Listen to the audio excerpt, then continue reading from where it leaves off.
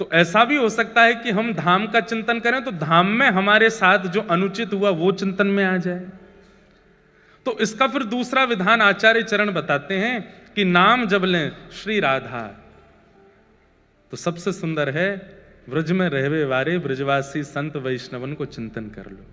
उन रसिकों का चिंतन करो जो वृंदावन में रहते हैं, जो वृंदावन वास करते हैं।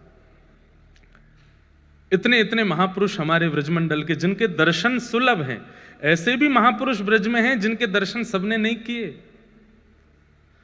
जिनके दर्शन आपको सुलभ हैं वो जिनके दर्शन करते हैं, ऐसे महापुरुष भी ब्रज में हैं। जहां ना कैमरे का प्रवेश है, जहां ना वीडियोस का प्रवेश है, जहां ना सोशल मीडिया का प्रवेश है, ऐसे महापुरुषों के दर्शन का सौभाग्य प्राप्त है।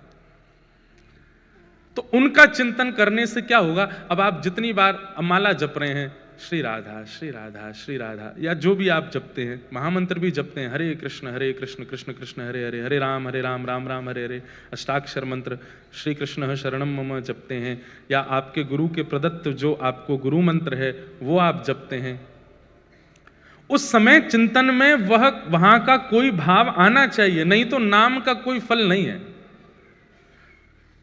व्यक्ति औषधि लेते समय यह ध्यान रखे कि मुझे ठीक होना है, तो औषधि जल्दी काम करेगी।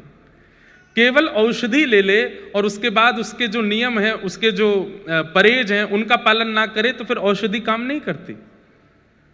पर नाम एक ऐसी औषधि है, भाव कुभाव अनख आलसहु नाम जपत मंगल दिश दसु। एक कितनी सुंदर कथा याद आई, गजेंद्र मोक्ष, ध्यान से सुनिएगा। गजेंद्र जब भगवान नारायण को पुकारता है, सबको कथा पता है कि गजेंद्र अपने परिवार के साथ सरोवर स्नान करने, नदी स्नान करने गए, तो एक ग्राह ने, मगरमच्छ ने पैर पकड़ लिया। सबने खूब प्रयास किया लेकिन गजेंद्र बाहर नहीं आए। 3 दिन 4 दिन निकल गए लेकिन कोई निकाल नहीं पाया। तब गजेंद्र को अपने पूर्व जन्म में गजेंद्र इंद्रद्युम्न नाम का एक राजा था, और उस जन्म काल में इंद्रद्युम्न राजा ने एक स्तुति लिखी थी। वो स्तुति एक जन्म बाद गजेंद्र के रूप में उसको याद आई, और तब वह उस स्तुति का गान करता है। पूरी स्तुति में किसी देवी का नाम नहीं, किसी देवता का नाम नहीं, किसी का नाम नहीं लेता। सब देवी देवता आकाश में खड़े हो गए हैं, गजेंद्र की ओर देख रहे हैं, लेकिन कोई भी नहीं जा रहा, क्योंकि सब मानिना बन के बैठे हैं कि हमें पुकारे तो हम जाएगा।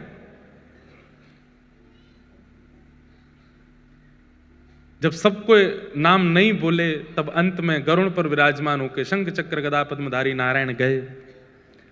तब स्तुति के अंत में गजेंद्र कहता है, नारायण खिल गुरु भगवन नमस्ते। मैं नारायण जो अखिल ब्रह्मांड के गुरु हैं, परमात्मा है, मैं उनको प्रणाम करता हूं। लेकिन गजेंद्र मोक्ष जब हो गया, भगवान ने गजेंद्र को उबार दिया, उसके बाद गजेंद्र ने एक क्लैरिफिकेशन दिया। कितना सुंदर है वो, सुनने योग्य बात। गजेंद्र कहता है कि मैंने तो स्वार्थ में पुकारा था, मैं विपत्ति में पड़ा था, मेरी मृत्यु की सैया थी, मेरे को कोई नहीं बचाने आ रहा था, तब मैंने स्वार्थवश होकर के कि हे नाथ मुझे बचाओ, तब मैंने ठाकुर जी को पुकारा। तो स्वार्थ से पुकारने वाले के लिए ठाकुर जी जब गरुण आसन होकर के आ सकते हैं, जो निस्वार्थ होकर के पुकारता होगा उसके लिए ठाकुर जी कैसे आएंगे? जिसका कोई स्वार्थ नहीं है, जिसका कोई भगवान से कुछ चाहिए नहीं। सूरदास जी का पद है,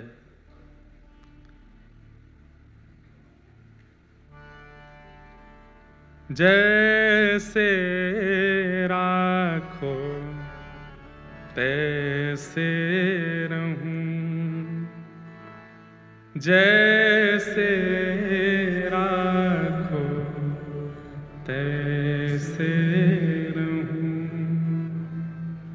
जानत हो सुख दुख सब जन के, जानत हो सुख दुख।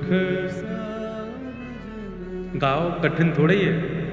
जानत हो सुख दुख सब जन के, जानत हो सुख दुख सब। आप आप सब जानते हैं नाथ, तो फिर मैं क्यों कहूं मुख से कछु न कहूं,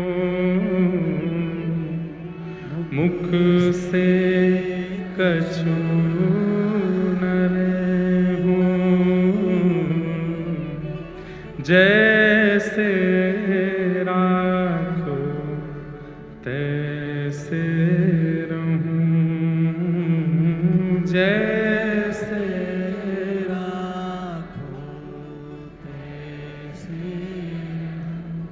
मारा गिरधर लाल थारो न चायो ना चूरे, मारा गिरधर लाल थारो न चायो जा रंगरा कपड़ा पहरावे वैसो ही स्वांग बनाऊं, जा रंगरा कपड़ा पहरावे वैसो ही स्वांग बनाऊं, हो जैसो बोल बुलावे मुख सो, जैसो बोल बुलावे मुख, मैं तैसी बात सुनाऊं सुनाऊं, मारा गिरधर लाल थारो न चायो ना चूरे, मारा गिरधर लाल थारो। भक्ति का असली स्वरूप है ये। आपको चंग आती है कीर्तन में नृत्य करने की, अच्छा लगता है भजन, वो एक अलग बात है, परंतु भक्ति का मूल रूप यही है। हमारी इतनी भी इच्छा नहीं है, हमारा इतना भी भाव नहीं है, हमारा इतना भी श्रेय नहीं है, सब कुछ ठाकुर जी पर अर्पित है। जो तू तन को रोग लगावे, क्या है आगे,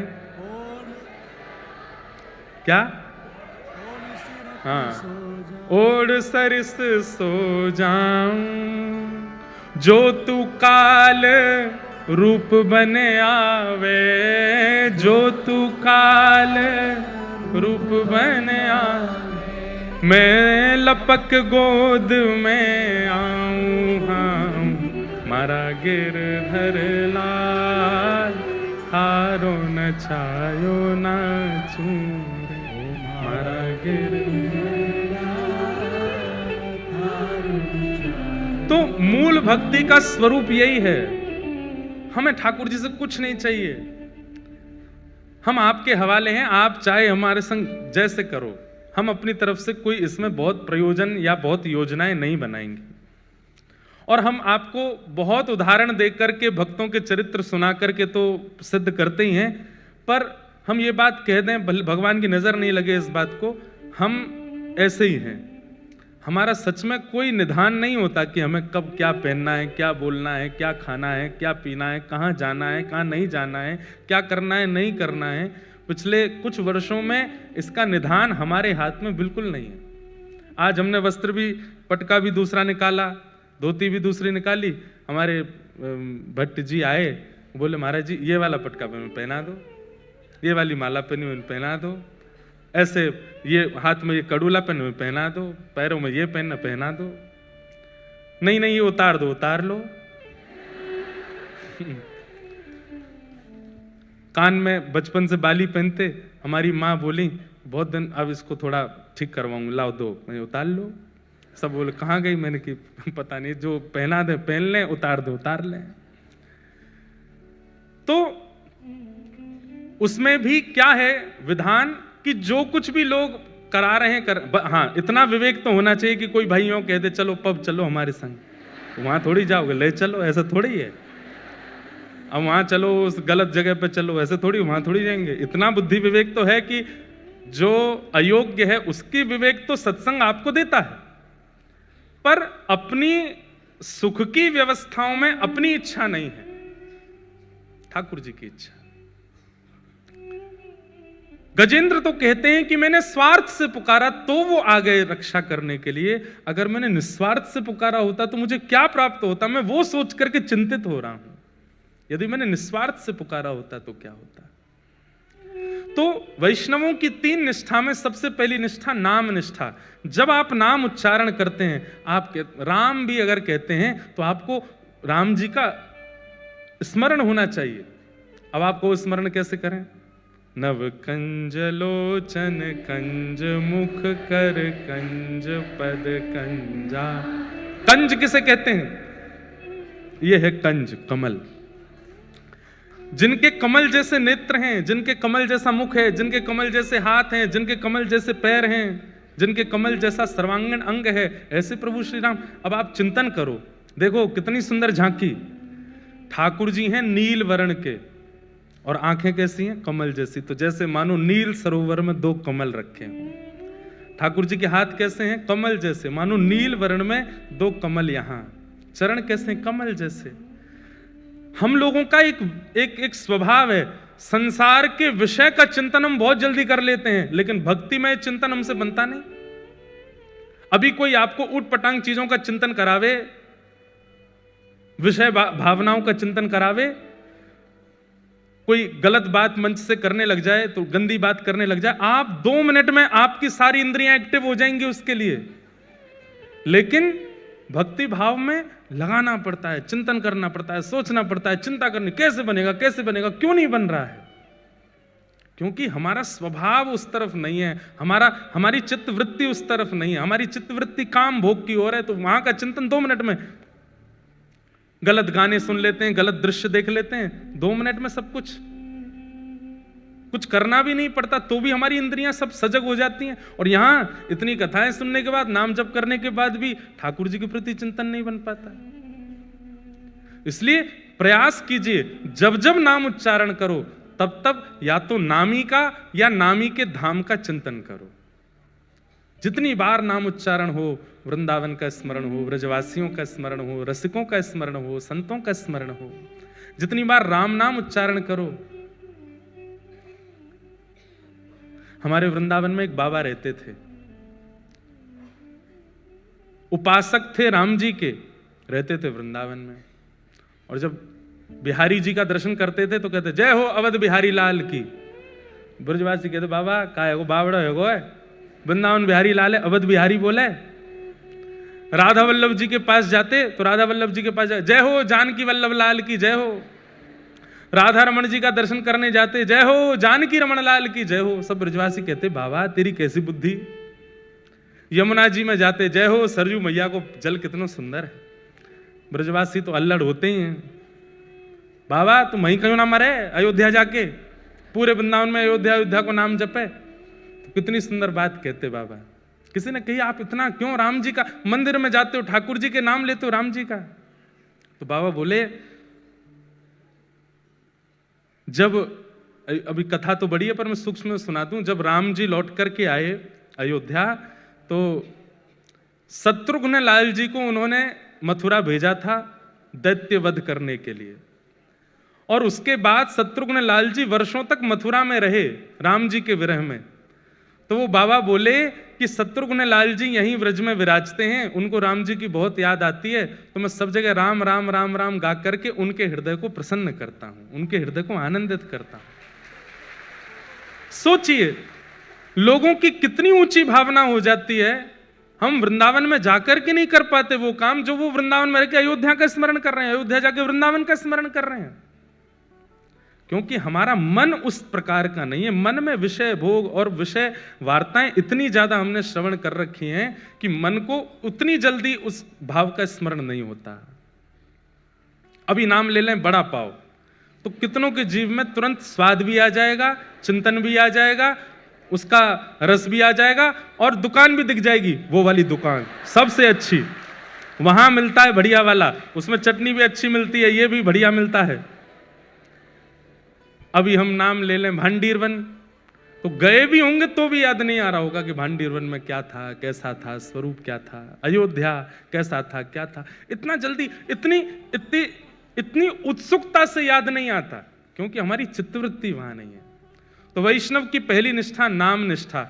नाम जपिए पर नाम के साथ साथ धाम का या नामी का या धाम के वैष्णवों का चिंतन किया कीजिए। तब नाम सार्थक है। आप विश्वास मानिए 2 लाख नाम जप लीजिए, लेकिन 2 नाम जप लीजिए हमारी कही रीति से, वो 2 नाम 2 लाख पे भारी है। वैष्णव चिंतन के साथ, धाम के चिंतन के साथ। दूसरी निष्ठा है वैष्णवों की, पहली निष्ठा नाम निष्ठा, दूसरी निष्ठा एकादशी निष्ठा।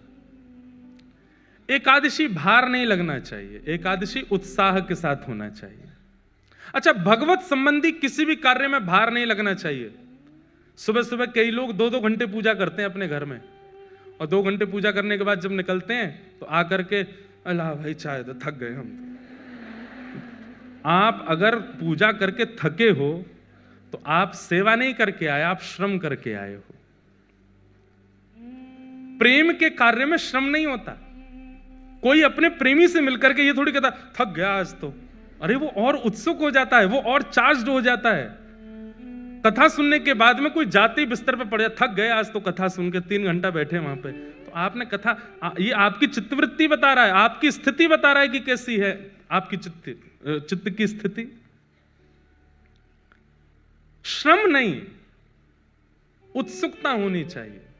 एकादशी की तो प्रतीक्षा होनी चाहिए। आज क्या है, बोले आज नवमी है, अरे वाह कल 10वीं, परसों एकादशी है, परसों व्रत करेंगे हम, परसों अपने लाल जी को प्रसन्न करने के लिए भाव, अन्न जल का त्याग करेंगे हम, ऐसे रहेंगे। ये एकादशी के प्रति भाव। और एकादशी कर रहे हैं और घर में जिनकी एकादशी नहीं है वो रोटी खा रहे हैं, हमें मत दिखाओ। क्यों? रोटी देख लेंगे तो हमारा मन करेगा। ये कैसी एकादशी की आपका रोटी देख के मन कर रहा है? नहीं, व्रत उत्साह से होना चाहिए। माताएं बहनें हमारी कौन सा होता है, करवा चौथ का व्रत करती हैं, अब तो हमें याद रखना चाहिए। तो करवा चौथ का व्रत करती हैं। अरे बस सुनो, हमारी एक बात सुनो, हम कथा करते समय वही हैं पुराने वाले, ठीक है, उसमें कोई वो नहीं। हमको वैसे ही आनंद आता है कि हम भी छोटे बालक हैं सबकी तरह, उस वैसे ही हमको कथा करनी है 100 साल की उम्र तक। तो सुनो, बात तो सुनो पूरी। अब माताएं बहनें व्रत करती हैं, अब उस व्रत में कई माताएं बहनें जो हैं वो तड़प सी रही होती हैं कि कब निकलेगा चंद्रमा, कब निकलेगा। उस दिन जैसी चंद्रमा की आराधना, कभी कई जगहों पे बादल आ जाते। इस बार हम करवा चौथ वाले दिन बद्रीनाथ में थे, तो वहां पे 2-4 माताएं थी, वो भी बोले महाराज जी बादल आ गए। वहां तो बादल क्या, पहाड़ आ गए, पहाड़ के पीछे चंद्रमा है। तो बेचारे वीडियो कॉल करके जहां चंद्रमा दिख रहा, बोले हमको वहीं से दिखाओ। व्रत का मतलब, अब वहां व्रत का जो भाव है वो नष्ट हो रहा है कि आप तोड़ना चाह रहे हो। व्रत का मतलब क्या होता है? व्रत एक प्रकार का संकल्प है। आपने अपने प्रियतम के लिए, अपने प्रिय के लिए आज अन्न जल का त्याग किया है, उसमें उत्साह नहीं है तो वो व्रत श्रेष्ठ नहीं। एकादशी वैष्णवों की करवा चौथ है, हर महीने आती है। जितने तिलकधारी, जितने कृष्ण प्रेमी, जितने वैष्णव हैं, उन सबकी करवा चौथ है एकादशी। और करवा चौथ सौभाग्य से रखती है माताएं अपने पति की दीर्घायु के लिए। ऐसे ही वैष्णव जन अपने लाल जी के, अपने प्रिया प्रियतम के सुख के लिए, कि वो राजी रहें। देखो होता क्या है, अन्न नहीं खाते ना जब हम, तो हमारी एक दिन की आयु बढ़ती है। व्रत 2 ही होते हैं, अन्न व्रत और मौन व्रत। ये 2 ही हमारी जीवन को घटाते हैं। जितना अन्न खाओगे उतनी जल्दी आपका जीवन कम होगा, जितना बोलोगे उतनी जल्दी आपका जीवन घटेगा। इसलिए कम बोलो, कम खाओ, जीवन बढ़ेगा। इसलिए ये 2 व्रत बताए हमारे शास्त्रों में। विषय हैं तो बहुत सारे, पर ये विशेष हैं, अन्न व्रत और मौन व्रत। तो व्रत करने से क्या होता है, आपकी आयु एक दिन की बढ़ जाती है। एक दिन आपने अन्न नहीं खाया तो एक दिन की आयु आपकी बढ़ गई। वैष्णव क्या करते हैं, ठाकुर जी हमने अपना जीवन आपको दे दिया, हमने अपना सर्वस्व आपको दे दिया, हमने अपना समय आपको दे दिया, पर हम जो भी कुछ देते हैं आपको उसमें हमें कोई प्रमाणिकता नहीं कि आपको मिला कि नहीं, पर आज हम अन्न छोड़ करके जो एक दिन की आयु हमारी बढ़ी है वो भी हम आपको प्रदान करते हैं, आपके चरणों में अर्पित करते हैं, ये आप स्वीकार करो। हमारा 80 वर्ष का जीवन है, 90 वर्ष का जीवन है, 60 वर्ष का जीवन पता नहीं, पर उस 60 वर्ष के 80 वर्ष के जीवन में हम जितने दिन एकादशी करते हैं उत्साह से, उतने दिन ठाकुर जी के पास पक्के रूप से हमको जाने को मिलेगा ही मिलेगा। उतने दिन तो ठाकुर जी अपने निकुंज में रखेंगे ही रखेंगे। इसलिए वैष्णवों की दूसरी निष्ठा क्या है, एकादशी निष्ठा। और वैष्णवों की तीसरी निष्ठा का नाम है तुलसी निष्ठा। आज तुलसी दिवस है, पूरा विश्व अलग दिवस बना रहा है, पर हम वैष्णवों के लिए आज तुलसी दिवस है। बंधुओं, प्रत्यक्ष रूप से मैंने पहले भी कथा में कहा, भाई लोगों को ठाकुर जी की सेवा बड़ी निपुणता से करनी चाहिए, पर ठाकुर जी की सेवा में, शालिग्राम जी की सेवा में भी कई बार माताओं को निषेध बताया गया, और भी कई भावों में। माताओं के लिए तो तुलसी सेवा, तुलसी की सेवा करो। जिस घर में तुलसी जी हरी भरी रहती हैं, जिस घर की तुलसी जी देख करके बस आनंद आ जाए, घनी तुलसी घर के द्वार पर लगी हैं, उस घर में कभी यमराज नहीं आते, उस घर के किसी भी व्यक्ति को यमलोक नहीं जाना पड़ता। सबसे पहला प्रमाण तो यही है। और भैया सबसे बड़ी बात, आप लोग गूगल मैप पर एड्रेस डालते हो, गाड़ी आपकी वहां पहुंचा देती है, ठीक वैसे ही ठाकुर जी का जो गूगल मैप है उसमें केवल यही डालते हैं किन किन घरों में तुलसी है, वहां के डायरेक्शन बताओ, वहां की दिशाएं बताओ, तो जिस घर में तुलसी उसी घर में ठाकुर जी का आगमन होता है, उसी घर में वैष्णवों का। हनुमान जी गए लंका, और लंका में जाकर के जब पूरा लंका का दर्शन कर, तभी उन्होंने देखा एक तुलसी का वन। यहां कहां सज्जन कर वासा, ये लंका निश्चरों की भूमि, यहां पे सज्जन कौन रहता, बताइए। तुलसी से ये प्रमाण मिल गया कि कोई सज्जन है। और जब भीतर जाकर के देखा तो विभीषण जी महाराज, विभीषण जी को देख करके हनुमान जी ने उनको सज्जन कह दिया और कहा तुम पर राम कृपा अवश्य होगी, केवल इतने मात्र से कि बाहर द्वार पर तुलसी लगी है। आज तुलसी दिवस है। एक तो तन में तुलसी धारण करो, कंठ में तुलसी जी पहनो, हमारे प्राण कब चले जाएं पता नहीं, तुलसी जी तन में होनी चाहिए, स्पर्श में होनी चाहिए। और दूसरा, घर पर तुलसी धारण करो, घर पर तुलसी विराजमान करो। आज इसी प्रकार से अपने तुलसी दिवस को आनंदित आप लोग करो। बहुत सारे प्रश्न आए हैं, इतने सारे आए कि मैं तो पढ़ ही नहीं पाया, लेकिन कुछ विशेष हैं इसलिए मैं सुना देता हूं पढ़ करके। महाराज जी, श्री कृष्ण जब साथ में होते हैं परिवार के साथ, और वहां वैष्णव के प्रति बुराई हो रही हो, दोष देख रहे हों, और हमें ना चाहते हुए भी वो सुनना पड़े, हम जानते हैं कि वो अपराध है, मतलब घर के लोग किसी वैष्णव का बुराई कर रहे हैं, चॉइस ना हो, तब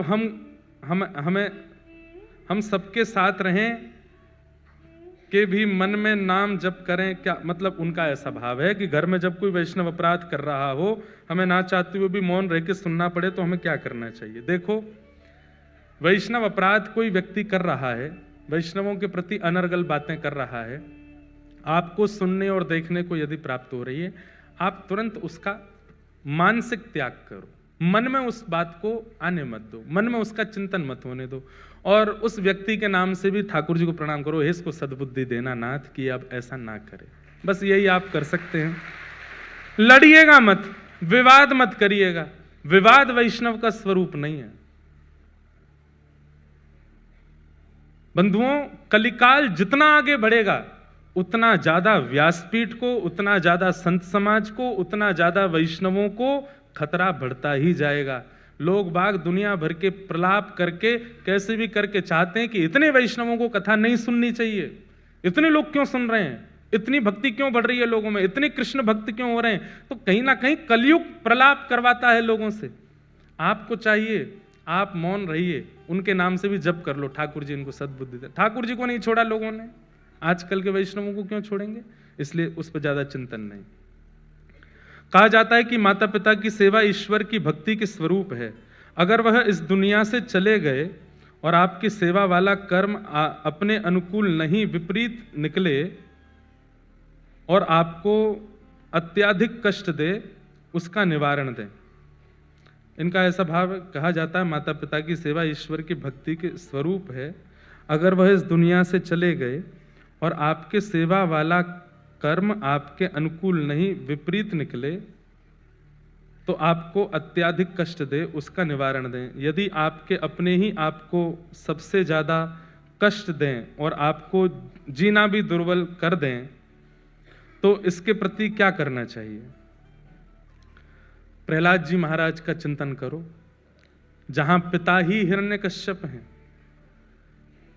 पिता ही मारते हैं, पिता ही मरवाने की आज्ञा देते हैं, ऐसी स्थिति में भी प्रहलाद जी महाराज, बंधुओं एक चीज सीखिएगा, भक्ति परिस्थिति के अनुकूल विचलित नहीं होने देती। परिस्थिति में चाहे पति, चाहे पत्नी, चाहे माता पिता, चाहे अंतरंग व्यक्ति भी आपके विपरीत हो जाए तो भी अगर आप भक्त हैं तो आप विचलित नहीं होंगे। प्रहलाद जी महाराज से सीखो। प्रहलाद जी महाराज प्रसन्न, प्रहलाद जी ने नृसिंह भगवान को इसलिए प्रकट कर दिया क्योंकि इतने समस्त प्रलापों में भी एक बार भी अपने पिता को दोष दृष्टि से नहीं देखा। अब एक कथा सुनाते हैं।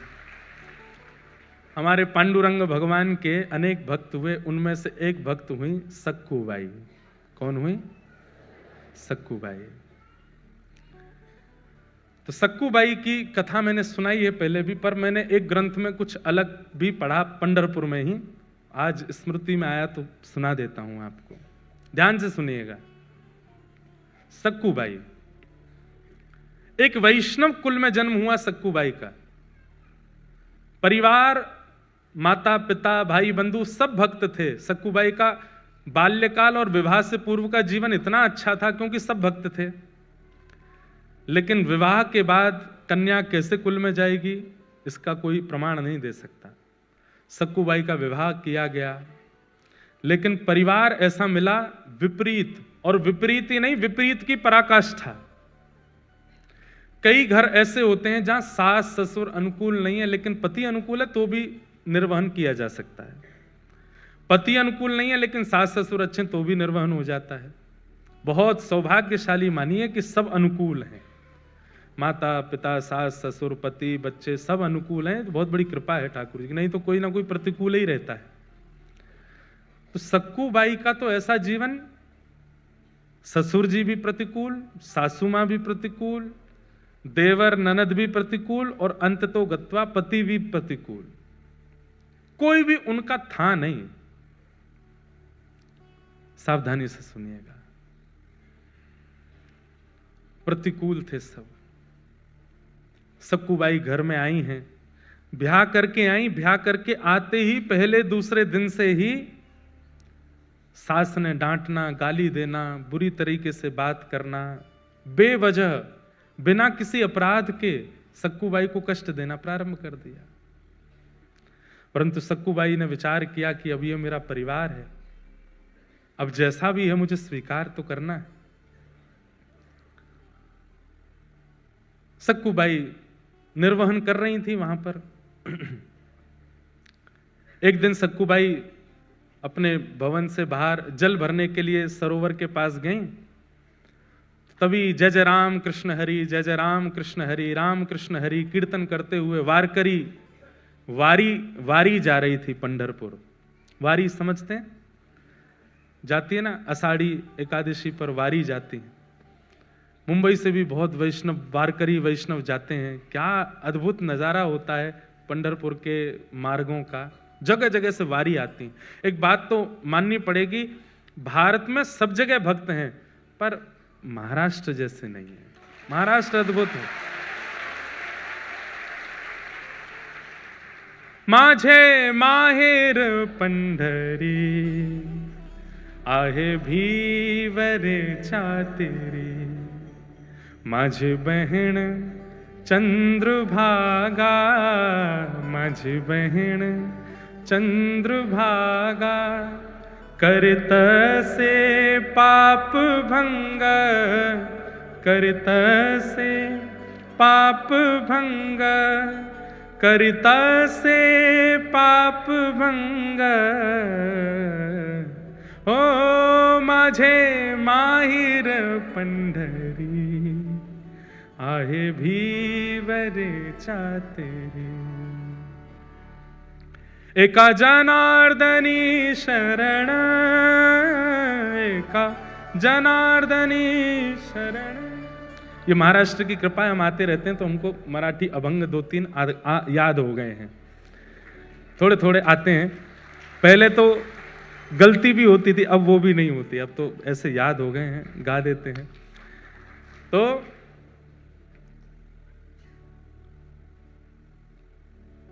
बाप आई आई, माझे विठ्ठले रखुमाई, माझे विठ्ठले रखुमाई, माझे विठ्ठले रखुमाई। ओ माझे माहिर पंढरी, आहे भीवरेच्या तेरी, आहे भीवरेच्या तेरी। ऐसे श्री पंढरीनाथ गाते हुए, निमग्न होते हुए जय जय राम कृष्ण हरि का उद्घोष गरज करते हुए वारकरी जा रहे थे पंढरपुर। और बंधुओं, जब अत्यंत वैष्णव व्यक्ति नाम धुन सुन लेता है ना, तो वो रोक नहीं पाता स्वयं को। जैसे व्यसनी व्यक्ति को व्यसन की वस्तु दिख जाए तो उसकी जीभ में पानी आता, वो भागता है उस व्यसन वस्तु की ओर। ऐसे ही भक्त जो होते हैं नाम के व्यसनी होते हैं, कथा के व्यसनी होते हैं। कथा के व्यसनी हैं आप सब लोग। आज मुझे बता रहे, बोले महाराज जी योगी सभागृह की गिरिराज जी जैसी परिक्रमा लग रही है, यो लाइन ऐसे लाइन, इतनी लंबी लाइन, उधर से लाइन। मेरे को लाके वीडियो दिखाया, मैं खुद मैंने कि यार ऐसी वाली फीलिंग आ जाती कि हम कुछ हैं क्या। इतने लोग, लेकिन भगवान करे ये भाव कभी आवे ही नहीं, और आप ऐसे ही लंबी लंबी लाइन लगा के आते रहो, कथा सुनते रहो, जहां जगह मिले बैठ जाओ, बस सुनो। तो क्या बता रहा था मैं? तो व्यसनी होते हैं वैष्णव, कथा सुनने के व्यसनी होते हैं, नाम सुनने के व्यसनी होते हैं। सक्कू बाई तो स्वयं को रोक नहीं पाई, उठ करके नृत्य करना चाहती थी, लेकिन अड़ोस पड़ोस की माताएं भी थी साथ में, तो रुक गई, बस देखती रही। नेत्रों से अश्रु गिर रहे हैं, मुख पर प्रसन्नता है, मन ही मन नृत्य कर रही है, कुछ नहीं कर सकती। जैसे ही वे वारकरी वारी लेकर के पंढरपुर की ओर बढ़े, उनकी रज उठा करके अपने माथे से लगाने लगी। आपको प्रणाम करती हूं, वंदन करती हूं कि आप लोग पंढरपुर जा रहे हैं, कितने भाग्यशाली हैं आप लोग। मैं तो नहीं जा सकती, मेरे ऊपर तो कृपा नहीं। और इतनी ज्यादा भावुक हो गई कि रोने लगी सक्कू बाई। तभी एक वहां बहन बैठी थी पास में, उसने कहा तू क्यों रोती है, क्या बात है? मुझे पता है तेरे घर से आवाजें आती हैं, तुझे मारते हैं पीटते हैं तेरे घर के सब लोग, मैंने देखा है, बहुत बहुत विचलित हैं, बहुत विचित्र हैं। सब लोग इधर देखो, ध्यान से सुनो, क्या बात है? बोले कुछ नहीं, बस पंढरपुर जाने का मन हो रहा है, पंढरीनाथ विठोबा को देखने का मन हो रहा है। इन सबको देख के इनकी भाग्य की सराहना कर रही हूं कि कितने भाग्यशाली, जाएंगे पंढरपुर में, दर्शन करेंगे, कीर्तन करेंगे, गरज करेंगे, प्रसाद पाएंगे। मैं कहां, यहीं पिटती रहूंगी घर में, कुछ नहीं कर सकती। लेकिन ठीक है, मेरा भाग्य ऐसा, मेरा शायद विठोबा ने इसी में मेरा सुख सोचा होगा, नहीं जाऊंगी। तो बोले तू एक काम करना। बोले क्या? तू चली जा, एक बार चली जा यहां से, फिर लौट करके मत आना, विठोबा तुझे संभाल लेंगे, तेरी रक्षा कर लेंगे। नहीं नहीं, मैं ऐसा नहीं कर सकती, मेरे माता पिता पे बात आ जाएगी, परिवार छोड़ के कैसे जाऊं मैं। बोले तू जाना, कब तक विचार करती रहेगी? ये तो ऐसे ही करते रहेंगे तेरे साथ। आज वारी मिल गई है, इसके सारे चली जाएगी, कल को वारी नहीं मिलेगी, कल को कोई वैष्णव जाते हुए नहीं देखेंगे, कैसे जाएगी? अभी तो इनके बीच तू पहुंच जाएगी पंढरपुर, चली जा। मन में ऐसी स्थिति बनी, जाऊं नहीं जाऊं, जाऊं नहीं जाऊं। अंत तो गत्वा सक्कूबाई सब छोड़ छाड़ करके दौड़ पड़ी और वारी में जाकर के निकल पड़ी पंढरपुर की ओर। परंतु ऐसा है ना कि कई लोग तो आपकी भक्ति में सहायक होते हैं और कई लोग जो होते हैं उनको ये लगता है ये क्यों कर रहा है भक्ति, इसकी तो शिकायत होनी चाहिए। जो 2-4 माताएं बहनें और थी उन्होंने सक्कूबाई की सास को जाकर बता दिया, बोले अरे बहू तो निकल गई हाथ से। बोले कहाँ गई? बोले वो वारी जा रही है पंढरपुर, उसमें नाच रही है, संतों के बीच में नाच रही है और नाचती हुई जा रही है, सब छोड़ छाड़ के निकल गई है। तुरंत अपने पुत्र को बुलाया, पति को बुलाया, अरे सक्कूबाई चली गई, उसको पकड़ के लाना है। डंडे लेकर के बड़े बड़े पहुंचे, वारी ज्यादा दूर नहीं जा पाई थी, वहीं सक्कूबाई के केस पकड़ लिए, लेकर के आए वापस। सक्कूबाई के तो अभी भी वही कीर्तन चल रहा था मुखमंडल पर, जय जय राम कृष्ण हरि, जय जय राम कृष्ण हरि। परिवार के लोगों ने लाकर के सक्कूबाई को एक खंबे से बांध दिया और बांध करके एक एक करके सक्कूबाई पर प्रहार करने लगे। नेत्रों में अश्रु भर आए, आज रोने लगी फूट फूट करके, ए विठोबा क्या मैं इतनी बड़ी अपराधी हूं? क्या मैंने इतना प्रारब्ध मेरा गलत है, इतना मैंने जीवन में दोष है जो मैं पंढरपुर नहीं जा सकती, मैं वारी में नहीं जा सकती, मैं कीर्तन नहीं कर सकती? इतना कष्ट संकट विपत्ति ये सब मुझको प्राप्त होते हैं, क्या मैं इतनी बड़ी दोषी हूं? और बंधुओं, जब ऐसी परिस्थितियां जाती नहीं है ना, बार बार आती रहती हैं, आती रहती हैं, आती रहती हैं, तो भाई सहना तो भक्त को आता है, पर एक समय ऐसा आता है कि भक्त सहते हुए ठाकुर जी को ही सुना देता है, बोले अब तो बस करो नाथ, आपने जो कुछ दिया मैंने सब स्वीकार किया, पर मैं भी तो एक स्थिति में, कौन सा आपसे वैभव संपत्ति मांग रही हूं, आपका दर्शन ही तो मांग रही हूं। जब ऐसा कह करके सक्कूबाई रोने लगी, परिवार के लोग मारते हुए थक गए, चले गए अंदर। सक्कूबाई खड़ी है, सास ने कह दिया अब इसको ना भोजन मिलेगा ना पानी मिलेगा, यहीं खड़ी रहेगी और सुबह से शाम तक जब जब हम निकलेंगे तब तक मारेंगे इसको। देखूं तो सही कैसे जाती है, दोबारा कभी इसके हृदय में इच्छा, इसकी आत्मा घबराए कीर्तन सुन करके, इतना मारना है इसको। सक्कूबाई भूखी प्यासी खड़ी हैं और रो रही है, विठोबा विठ्ठल विठ्ठला विठ्ठल विठ्ठला विठ्ठल विठ्ठल विठ्ठल विठ्ठल विठ्ठल विठ्ठला विठ्ठल विठ्ठला विठ्ठल विठ्ठला विठ्ठल विठ्ठल विठ्ठल विठ्ठल विठ्ठल विठ्ठला विठ्ठल विठ्ठला विठ्ठल विठ्ठल विठ्ठल विठ्ठल विठ्ठल विठ्ठला। गाइए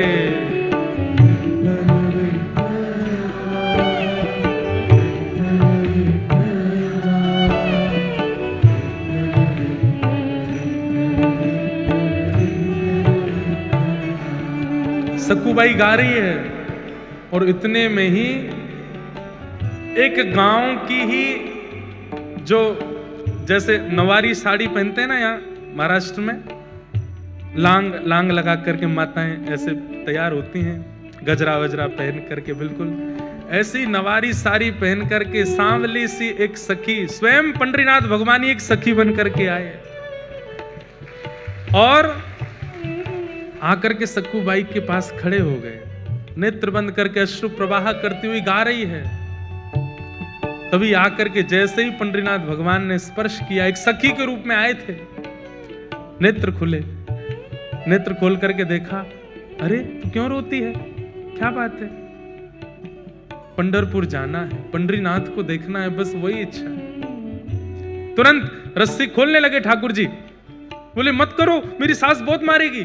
बोले तू चिंता मत कर, सुन यहां से पंढरपुर जाने में 1 रात का समय लगेगा, तू चली जा, जाकर के दर्शन कर और दर्शन करके कल रात्रि तक वापस आ जाना, तब तक मैं तेरी जगह खड़ी हो जाती हूं। तू मुझे बांध जा यहां पर, मैं यहां खड़ी रहूंगी। अरे तुम क्यों पीड़ा सहोगी, तुम्हारा तो कोई अपराध नहीं। बोले अपराध तो तेरा भी नहीं है, बदले में मुझे कुछ चाहिए, वो दे देगी। बोले क्या, पूरन पोली बना के खिला दियो मुझे। सक्कूबाई बोली वो तो तुम खुद भी बना सकती हो। नहीं, मैंने सुना तू बहुत अच्छा बनाती, तेरे हाथ का पाऊंगी। ठाकुर जी बोल रहे हैं चली जा, और मैं पूरन पोली की इतनी शौकीन हूं, तू एक रात भी पिट लूंगी, तू लौट के आएगी, मुझे बस खिला देना, फिर तू आके यहीं खड़ी हो जाना, मैं बांध दूंगी तुझे, अभी तू जा। और आकर के रस्सी खोल दी, सक्कूबाई हट गई, ठाकुर जी खड़े हो गए। बोले सुन मुझे बांध के जा। सक्कूबाई बोली मैं नहीं कर सकती। बोले मैं कह रही हूं मुझे बांध के जा। सक्कूबाई ने ठाकुर जी को बांध दिया। ठाकुर जी खड़े हैं, पंडरीनाथ खड़े हैं। बोले तू जा, विठोबा का दर्शन करके आ। सक्कूबाई प्रणाम करके चली गई। यहां शांत संध्या का समय हुआ और सास ससुर पति सब निकल के आए। ठाकुर जी ने सक्कूबाई का ही रूप धारण कर लिया। जैसे सक्कूबाई के केश खुले थे, घाव थे, वैसे ही बन गए। आकर के फिर से मारना शुरू किया। ठाकुर जी पीड़ा सह रहे, मेरी सक्कू चली जाए, दर्शन करके आ जाए। बंधुओं हमें नहीं पता ठाकुर जी कब कहां क्या कर रहे हैं। आज भी मेरी परिस्थिति के लिए, आपकी परिस्थिति के लिए, हम सबकी परिस्थिति के लिए कहीं तो कुछ कर रहे हैं, वो हमें नहीं पता चलता है। कथा सुनना इतने भयंकर कलिकाल में, माया नगरी मुंबई में आसान है। यहां समय भी रोकता है, यहां परिस्थिति भी रोकती है, यहां के लोग भी रोकते हैं कथा सुनने से, फिर भी आप आ रहे हैं। ये विट्ठल कर रहे हैं तभी आप आ रहे हैं। आपको रोकने वाले, आपको टोकने वाले, आपकी परिस्थितियों को किसी भी प्रकार से करने वाले उन लोगों को लेट कर देते होंगे।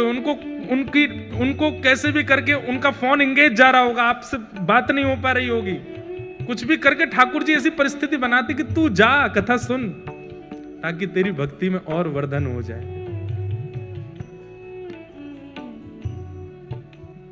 पति मार रहा है, सास ससुर मार रहे हैं, ठाकुर जी पिट रहे हैं खड़े होकर के। बोले मेरे भक्त को जो कष्ट मिला वो मैं भी तो सहूं।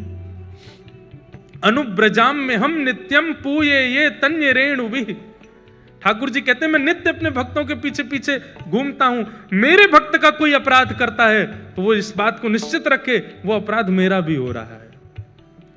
मेरे भक्त के मुख पर तुम गाली दे रहे हो तो मेरे सामने खड़े होकर के गाली देने में तुमको जैसा लगेगा वैसा ही हो रहा है, तुम मुझे ही गालियां दे रहे हो।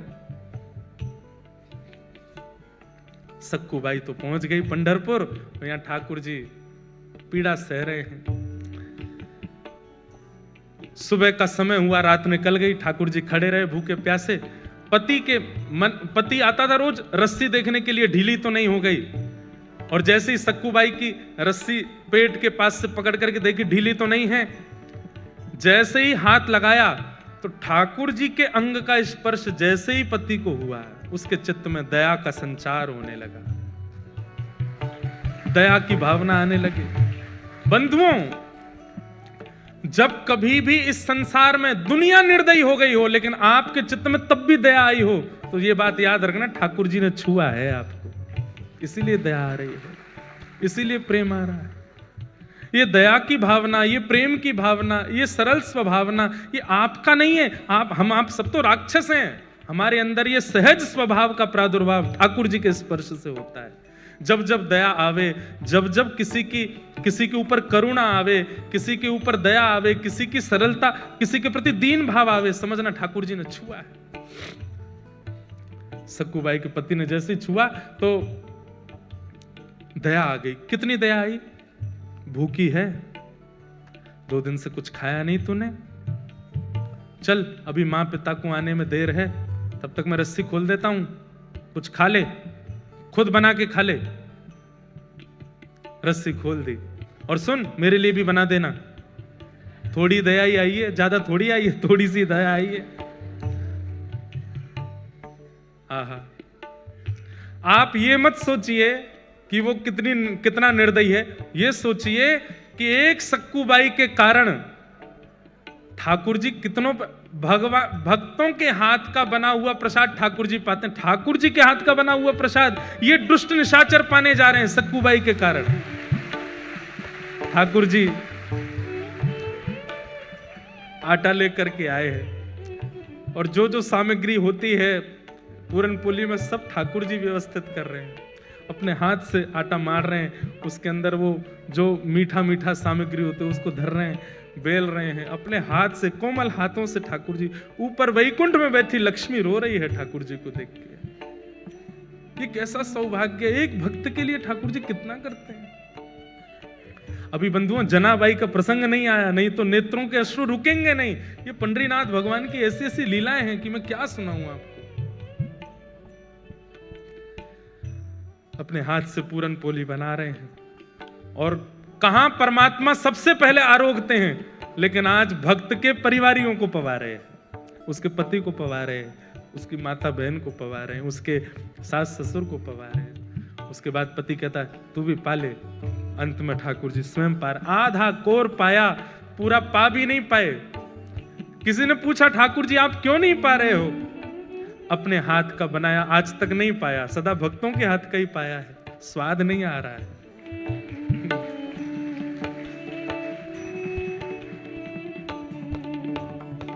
ओ पालन हारे निर्गुण और न्यारे, तुमरे बिन हमरा कौन। ओ पालन हारे निर्गुण और न्यारे, तुमरे बिन हमरा कौन।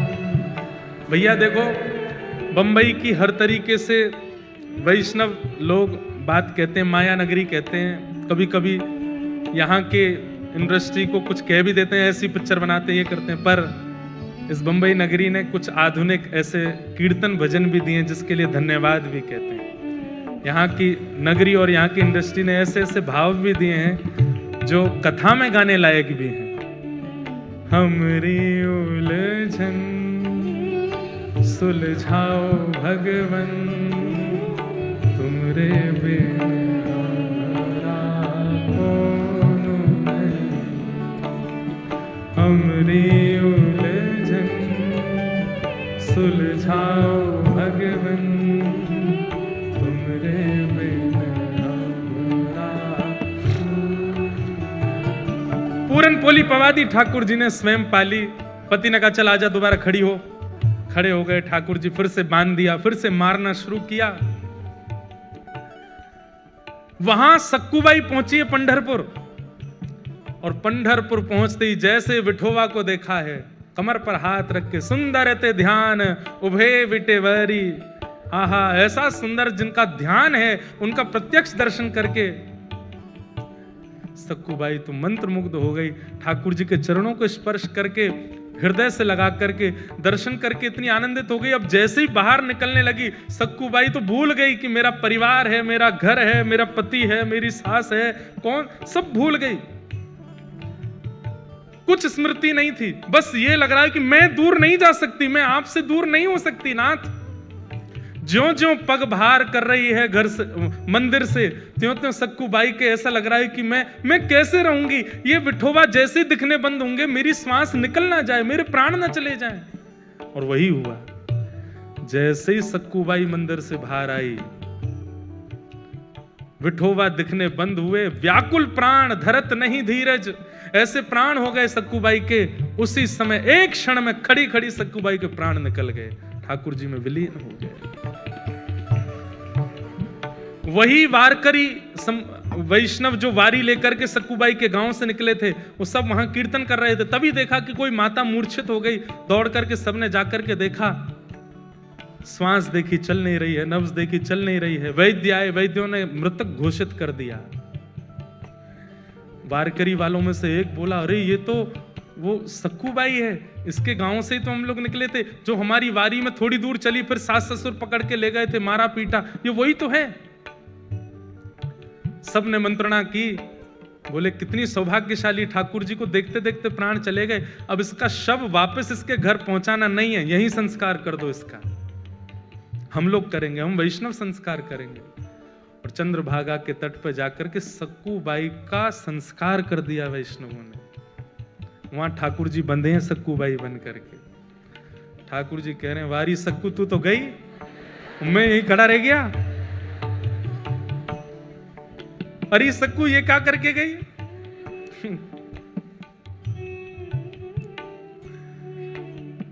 तब रुक्मणी जी को चिंता हुई कि सक्कू तो वैकुंठ पहुंच गई, ठाकुर जी में सक्कू बने खड़े हैं।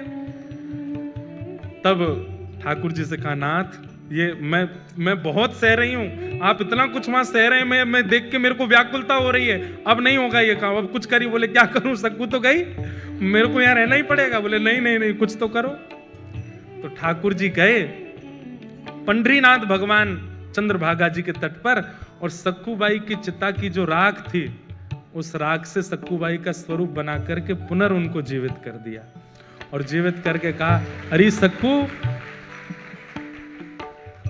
बोली मुझे क्यों आपने वापस इस संसार में बुला लिया? ठाकुर जी बोले, मैं बंधा हूं वहां पे। तो बोले वहां जा। नाथ उस नरक में मैं कैसे जाऊं? बोले कुछ नहीं, इतने दिन मेरा संग किया, मेरे हाथ की बनी पूरन पोली खाई है उन्होंने, अब मेरा तो वहां पर पदार्पण हो चुका है, मेरे हाथ में मुझे जो करना था कर लिया। अब तेरे चरण दोबारा जब वहां पड़ेंगे, अब तू परम भक्ता हो गई है, तेरे चरण पड़ते ही वो शुद्ध हो जाएंगे, अब तू वापस जा। और वापस जाकर के वहां पर व्यवस्थित हो। सक्कूबाई अर्धरात्रि के समय पहुंची, ठाकुर जी में सक्कूबाई बने खड़े थे, उनको मुक्त किया। मुक्त करके ठाकुर जी तो अंतर ध्यान हो गए, कृपा करके सक्कूबाई वहां आकर के खड़ी हो गई। आज सुबह उठते ही पता नहीं क्या सास ने रात में स्वप्न में कुछ देखा, पति को कुछ हुआ, सब ने आकर के सक्कूबाई को खोल दिया। वो तो सक्कूबाई तो ठाकुर जी तो जा चुके, सक्कूबाई आ गई। सबने कहा, सक्कू अब हमें लगता हमने तुझे बहुत पीड़ा दी, बहुत तुझ पर अत्याचार किया, अब तू हमारी है, तू हमारे साथ प्रेम से रह। लेकिन अभी भी थोड़ा रोष और क्रोध तो उनके मन में था ही, तो थोड़ा इतनी ज्यादा दयावंत तो हुए नहीं। लेकिन अब घटना क्या घटी, वो जो वारकरी वैष्णव जिन्होंने संस्कार किया था सक्कूबाई का, तो सक्कूबाई के वस्त्र और आभूषण वो लेकर के बोले वो घर पे दे चलते हैं, और थोड़ी सी अस्थियां भी ले ली थी। बोले उसको पति को कह देंगे नदी में बहा देना। यहां सक्कूबाई झाड़ू लगा रही थी घर में। जैसे ही वो वारकरी वैष्णव आए, घर में प्रवेश करती पहला तो मूर्छित ही हो गया। दूसरा बोला क्या हुआ क्या हुआ? बोले देख भूत। भीतर देखा तो सक्कूबाई झाड़ू लगा रही है। इतने में सास ससुर सब आए, बोले अरे इतने सारे ये वारकरी यहां कैसे? बोले हमें समझ नहीं आ रहा है ये हुआ क्या है। बोले क्यों? तो वस्त्र दिखाए तो सक्कू के वस्त्र, वही वस्त्र वही आभूषण वो जो पहनती थी वो सब कुछ था। और बोले ये क्या है? बोले मटके में अस्थियां हैं। बोले किसकी? बोले इनकी। सब अस्त व्यस्त हो गए। तो फिर सक्कूबाई ने पूरी कहानी बताई। बोले कि मैं तो यहां थी नहीं, मैं तो पंढरपुर में थी, ठाकुर जी का दर्शन करने के लिए गई थी, वहीं मेरे प्राण चले गए, तो आप सबने मेरा संस्कार कर दिया, तो फिर तुम दोबारा जीवित कैसे हुई? बोले कि मैं गई पंढरपुर और मेरे पीछे से पूछो ये लोग क्या कर रहे थे। बोले आप लोग क्या? बोले हम तो सक्कू को रोज मारते थे, उससे पूरन पोली बनवाते थे। बोले सक्कू तो पंढरपुर में थी, तो यहां किसको मार रहे थे? तब सक्कूबाई के नेत्र सजल हो गए। बोले पंडरीनाथ खड़े थे यहां पर, वही कर रहे थे सब। ये सुनते ही परिवार के लोग तो घुटनों पर बैठ गए, रोने लगे। बोले हमने ठाकुर जी को मारा, हमने ठाकुर जी से पूरन पोली बनवाई, हमने ठाकुर जी से सेवा करवाई। सब देख करके आश्चर्यचकित हो गए। बोले अब क्या करें? बोले बस अब सब छोड़ो, जिन्होंने हमारे लिए इतना कुछ किया, अब उन्हीं के नगर में चलो। और सब छोड़ करके श्री सक्कूबाई अपने पूरे परिवार के सहित पंढरपुर चली गई और श्री पंडरीनाथ भगवान के चरणों में विराजमान होकर के अपना शेष जीवन वहीं व्यतीत कर दिया। तो ये जितने प्रश्न आपके आए हैं, विपरीत हैं, आदि हैं, इसमें एक बात आपने नोट की, आप उनमें भी दोष मत देखो। ये बात करने में बहुत कठिन है, पर अगर कर लोगे तभी तो सक्कू बन पाओगे, तभी तो प्रहलाद बन पाओगे, तभी तो ध्रुव बन पाओगे।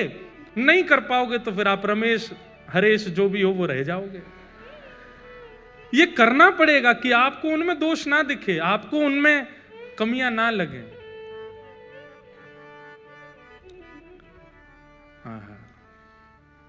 ऐसे सक्कूबाई परिवार सहित ठाकुर जी की होगी। बंधुओं, एक वैष्णव जब एक परिवार में होता है, एक वैष्णव जब अपनी एक मित्र मंडली में होता है, एक वैष्णव जब एक परिस्थिति में होता है, उसका दायित्व बनता है कि वो औरों को भी वैष्णव बनावे। जिद करके नहीं, लड़ करके नहीं, बस अपनी प्रक्रिया और अपने व्यवहार से सबको वैष्णव बना दे।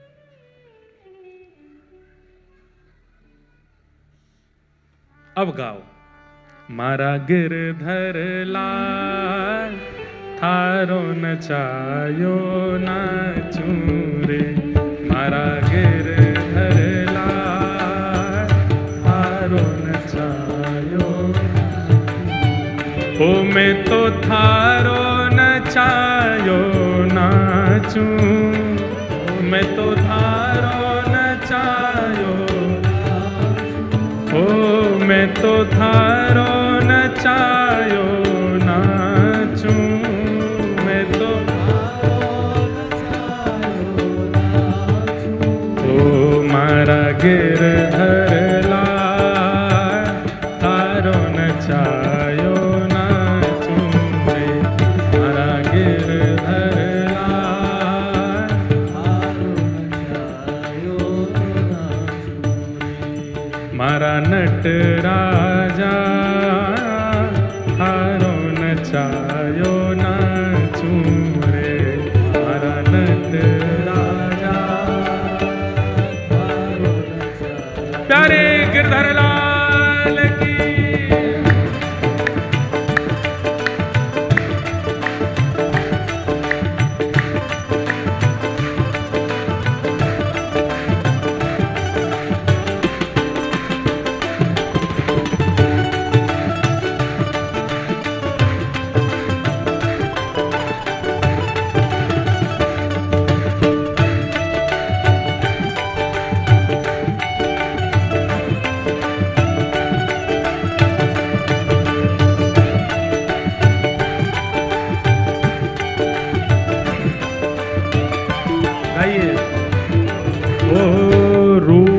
सूखा जो कछु देवे थारे ही भोग लगाऊं,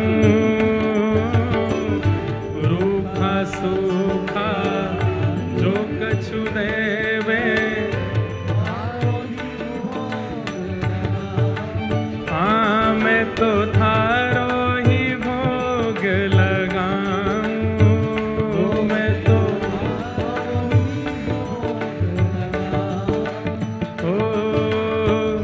खीर परस या छाछ राबड़ी, खीर परस या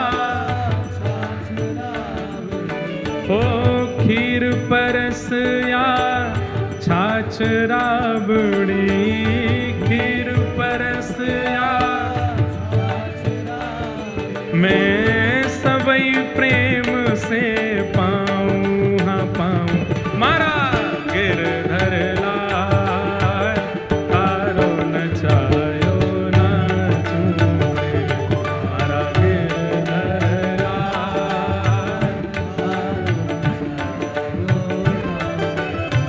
हे मारा गिरधर लाल थारो नचायो नाचू रे, मारा।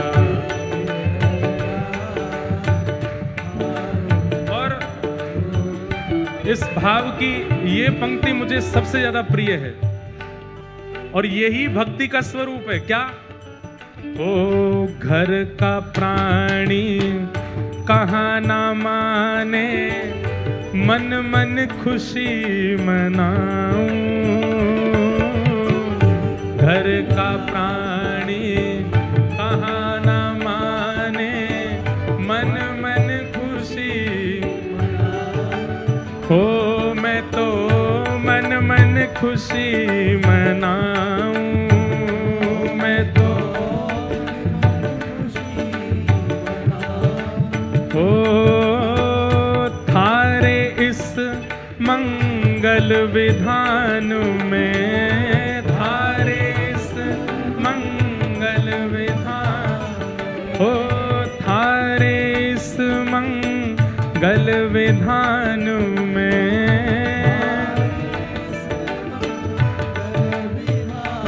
मैं काहे टांग अड़ाऊं मारा गिरधर लाल, थारो नचायो नाचूं रे मारा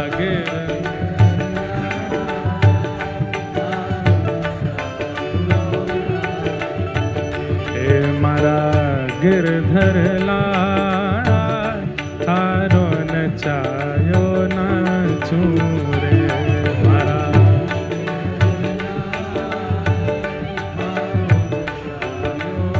और ओ जो तू ठोकर मार गिरावे, लकड़ी जो गिर जाऊं, जो तू ठोकर मार गिरावे। इसमें लकड़ी जो गिर जाऊं मतलब लकड़ी जब गिरती है तो एक बार भी सहारा, हम गिरते हैं तो एक बार हाथ का सहारा कैसे भी लगाते तो हैं कि बच जाएं, पर लकड़ी जब गिरती है तो सीधी गिरती है, सहारा नहीं लेते। हे नाथ, यदि आप मुझे गिराओ तो मैं गिरने को भी तैयार हूं, पर जो तू माथे ऊपर बिठावे, जो तू माथे हो, जो तू माथे ऊपर बिठावे,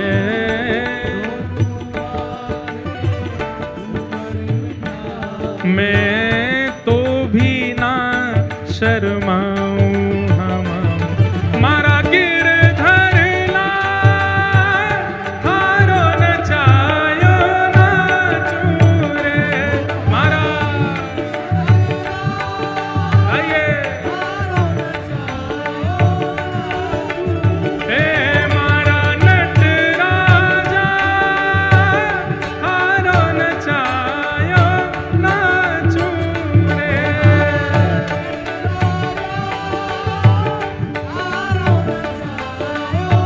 राधे राधे गोविंद गोविंद, राधे राधे राधे गोविंद।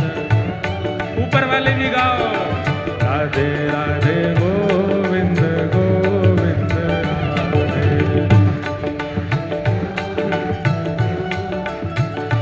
हरि गोविंद राधे गोपाल राधे,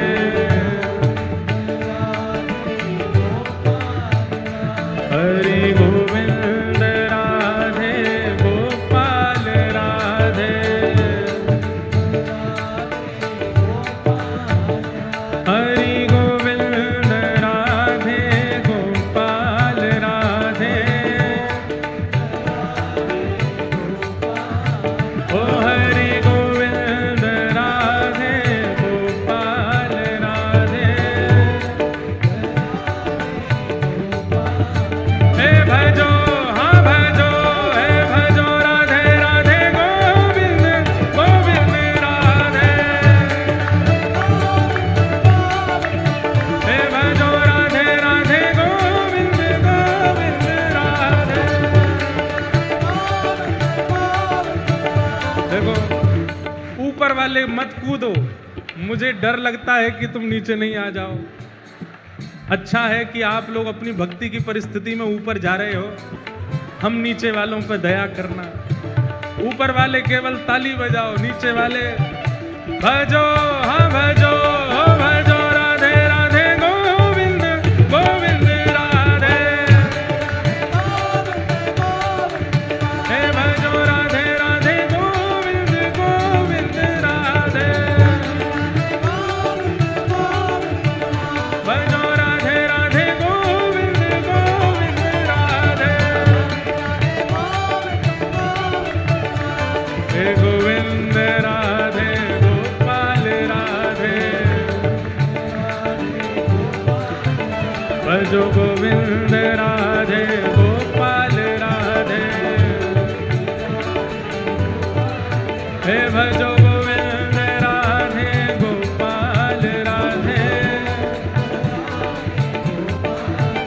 भजो गोविंद राधे गोपाल राधे। हे भजो हाँ भजो भजो हे भजो हाँ भजो हे भजो ओ भजो हे भजो भजो राधे राधे गोविंद गोविंद राधे। हे भजो राधे राधे गोविंद गोविंद राधे। हे भजो राधे राधे गोविंद गोविंद राधे। हे भजो राधे राधे गोविंद गोविंद राधे। जय जय श्री राम, जय जय श्री राम, जय जय श्री राधे। पूछरी के लौटा की खूब खूब प्यारे। क्या बात है बंसी वारे श्याम। बैठ जाओ। हे मारा गिरधर लाल थारो नचायो नाचूरे। मारा गिरधर लाल थारो नचायो। तो ऐसी स्थिति बन जाए कि दोष दृष्टि प्रकट ही नहीं हो रही। विराज जो सबके लेंगे, सब जो जो बना के लाए सब ले लेंगे भाई। नेक बैठो।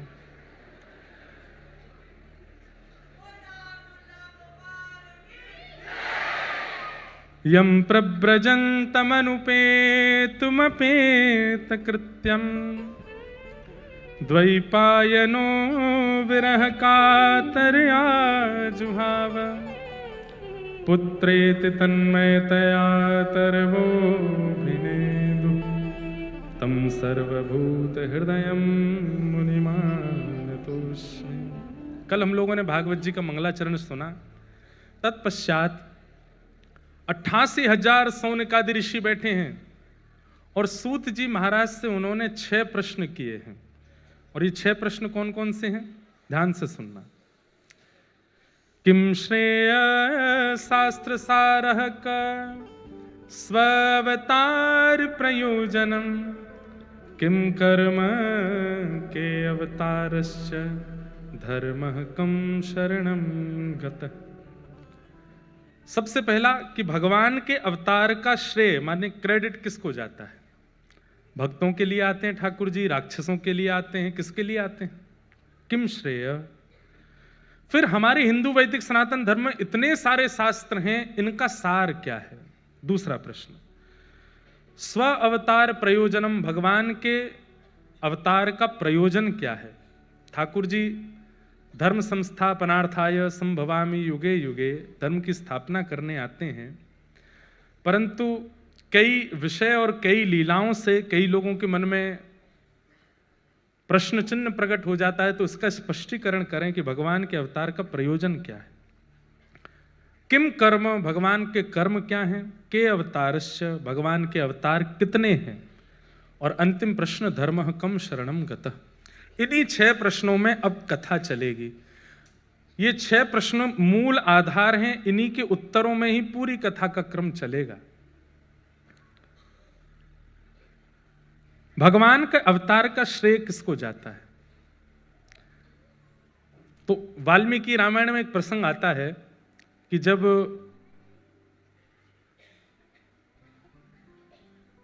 विभीषण शरणागति हुई, विभीषण को लंका से निकाल दिया रावण ने, और जब विभीषण राम जी की शरण में आया तो राम जी ने शरणागति करने से पूर्व एक बार अपनी वानर सेना से पूछा कि मुझे क्या करना चाहिए, इसको स्वीकार करूं कि नहीं।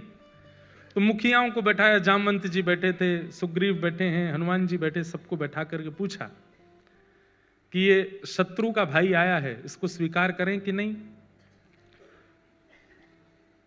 तो कईयों ने तो ठाकुर जी से कहा, ठाकुर जी आपका स्वभाव अस्वीकार का तो है नहीं। शरण गहे प्रभु ताही न त्यागा, शरण में आने वाला विश्वद्रोही क्यों ना हो, ठाकुर जी उसको भी स्वीकार करते हैं। कितना बड़ा गुण है ठाकुर जी का। और हम लोग कैसे हैं? हमें जो अच्छा नहीं लगता वो अवगुण भी यदि किसी में आ जाता है तो वो अपना पुत्र भी हो, अपनी पत्नी भी हो, अपने पति भी हो, अपने पिता माता भी, तो भी हम त्याग कर देते हैं। और ठाकुर जी कैसे हैं कि विश्वद्रोह भी अगर उसके अंदर हो तो भी वो ठाकुर जी की शरणागति अगर पवित्र होकर के कर ले, ठाकुर जी उसको स्वीकार कर लेते हैं। इसीलिए तो वो ठाकुर जी और हम मानव हैं। उनके अंदर स्वीकारता है और हमारे अंदर विषयों की स्वीकारता है और दोष देख करके लोगों का त्याग है। इसका मतलब यह नहीं है कि आप विषयी भोगी लोगों का त्याग ना करो। सूरदास जी की एक पंक्ति है, उसमें सूरदास जी आपको त्यागने के लिए नहीं कह रहे, पर मन से त्यागने को कहते हैं। तजोरे मन हरि विमुखन को संग, मन से त्याग करो। कई बार कई संबंध ऐसे होते हैं जिनका हम शरीर से त्याग नहीं कर सकते, पर मन में उनको स्थान मत दो। मन में योग्य नहीं है आने लायक, इतना तो कर सकते हैं। तो जब विभीषण जी आए तो भगवान ने सबसे पूछा, तो सुग्रीव ने मना किया कि प्रभु शत्रु का भाई है, इसको स्वीकार नहीं करना चाहिए। तो सुग्रीव की बात पर कई वानरों ने बल दिया कि नहीं, सुग्रीव सही कह रहे हैं नाथ, हम इतने आगे तक आ चुके हैं, अब लंका पहुंचने की देर और सीता जी को बस प्राप्त करने की देर है, और ऐसी स्थिति में विभीषण को स्वीकार करना, कहीं ऐसा ना हो कि कोई विघ्न आ जाए, मत स्वीकार करो। सबकी बात सुन करके ठाकुर जी ने कहा ठीक है, उठ करके गए और विभीषण को हृदय से लगाया, तिलक कर दिया, स्वीकार कर लिया। तो ये बात सुग्रीव को अच्छी नहीं लगी और कहते हैं कि सुग्रीव ने उस समय मन बना लिया और मन में सोचने लगा, अब ये अकेले सीता जी को ले आ, मैं तो इनका साथ नहीं दूंगा। जब हमारी बात माननी नहीं थी तो पूछा क्यों?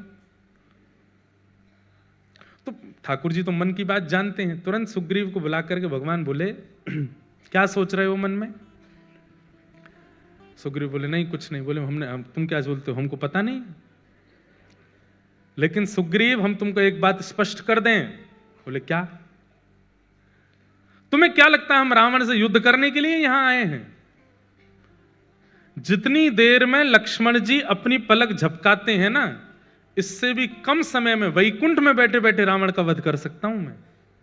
और वध तो बाद की बात, अगर मैं ना चाहूं तो रावण का जन्म ही नहीं होगा। मैं चाहता हूं इसीलिए सब हो रहा है। तो ये मत सोचो कि तुम्हारा संग मिलेगा, बानर सेना मिलेगी, तुम लोग आओगे तो ही रावण मरेगा। ये सब तो लीला तुम लोगों को सुख देने के लिए कर रहा हूं। मेरी इच्छा हो जाए तो रावण का जन्म ही नहीं होगा।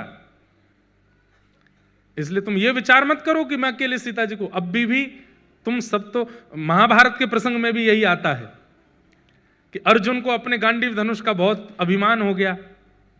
तो उस समय बर्बरीक, जिन्हें हम लोग आज कलिकाल में श्री खाटू श्याम जी के रूप में पूछते हैं, जब उन्होंने ये उद्घोषणा कर दी कि महाभारत युद्ध का सबसे बड़ा योद्धा कौन, तो भीम अपनी छाती चौड़ा के खड़े हो गए, मेरा नाम बोलेंगे। युधिष्ठिर बोले नाम तो मेरा ही बोला जाएगा। अर्जुन ने अपना धनुष आगे कर दिया कि ये दिखेगा तो ये मेरी तरफ बोलेंगे। दूर खड़े थे ठाकुर जी, बर्बरीक बोले महाभारत युद्ध के सबसे बड़े योद्धा कृष्ण।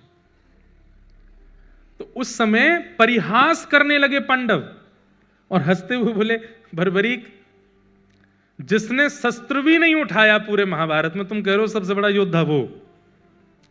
जिन्होंने केवल भोजन पानी किया है, शयन किया है और थोड़ा बहुत रथ चलाया, तुम कह रहे हो सबसे बड़े योद्धा वो? हमें लगता है तुम्हें दिखाई नहीं दिया। बोले इसीलिए तो कह रहा हूं सबसे बड़े योद्धा वो जिन्होंने बिना शस्त्र के पूरी सेना मार दी। अरे अर्जुन, अरे युधिष्ठिर, वास्तव में तो जब कौरव कृष्ण के विपक्ष में खड़े हुए, मृत्यु तो तभी हो गई थी उन लोगों की। भगवान के विपक्ष में खड़ा हो जाए मृत्यु तो उसी समय है, लेकिन श्रेय तुम लोगों को मिल जाए इसलिए केवल उनके प्राण तो निकल चुके हैं, बस उन कठपुतली की तरह घूम रहे थे, तुम्हारे बाण लगने से श्रेय तुमको मिल रहा था। तो इसको मैंने मारा, उसको मैंने मारा, उसको मैंने मारा, मर तो वो पहले ही गए थे।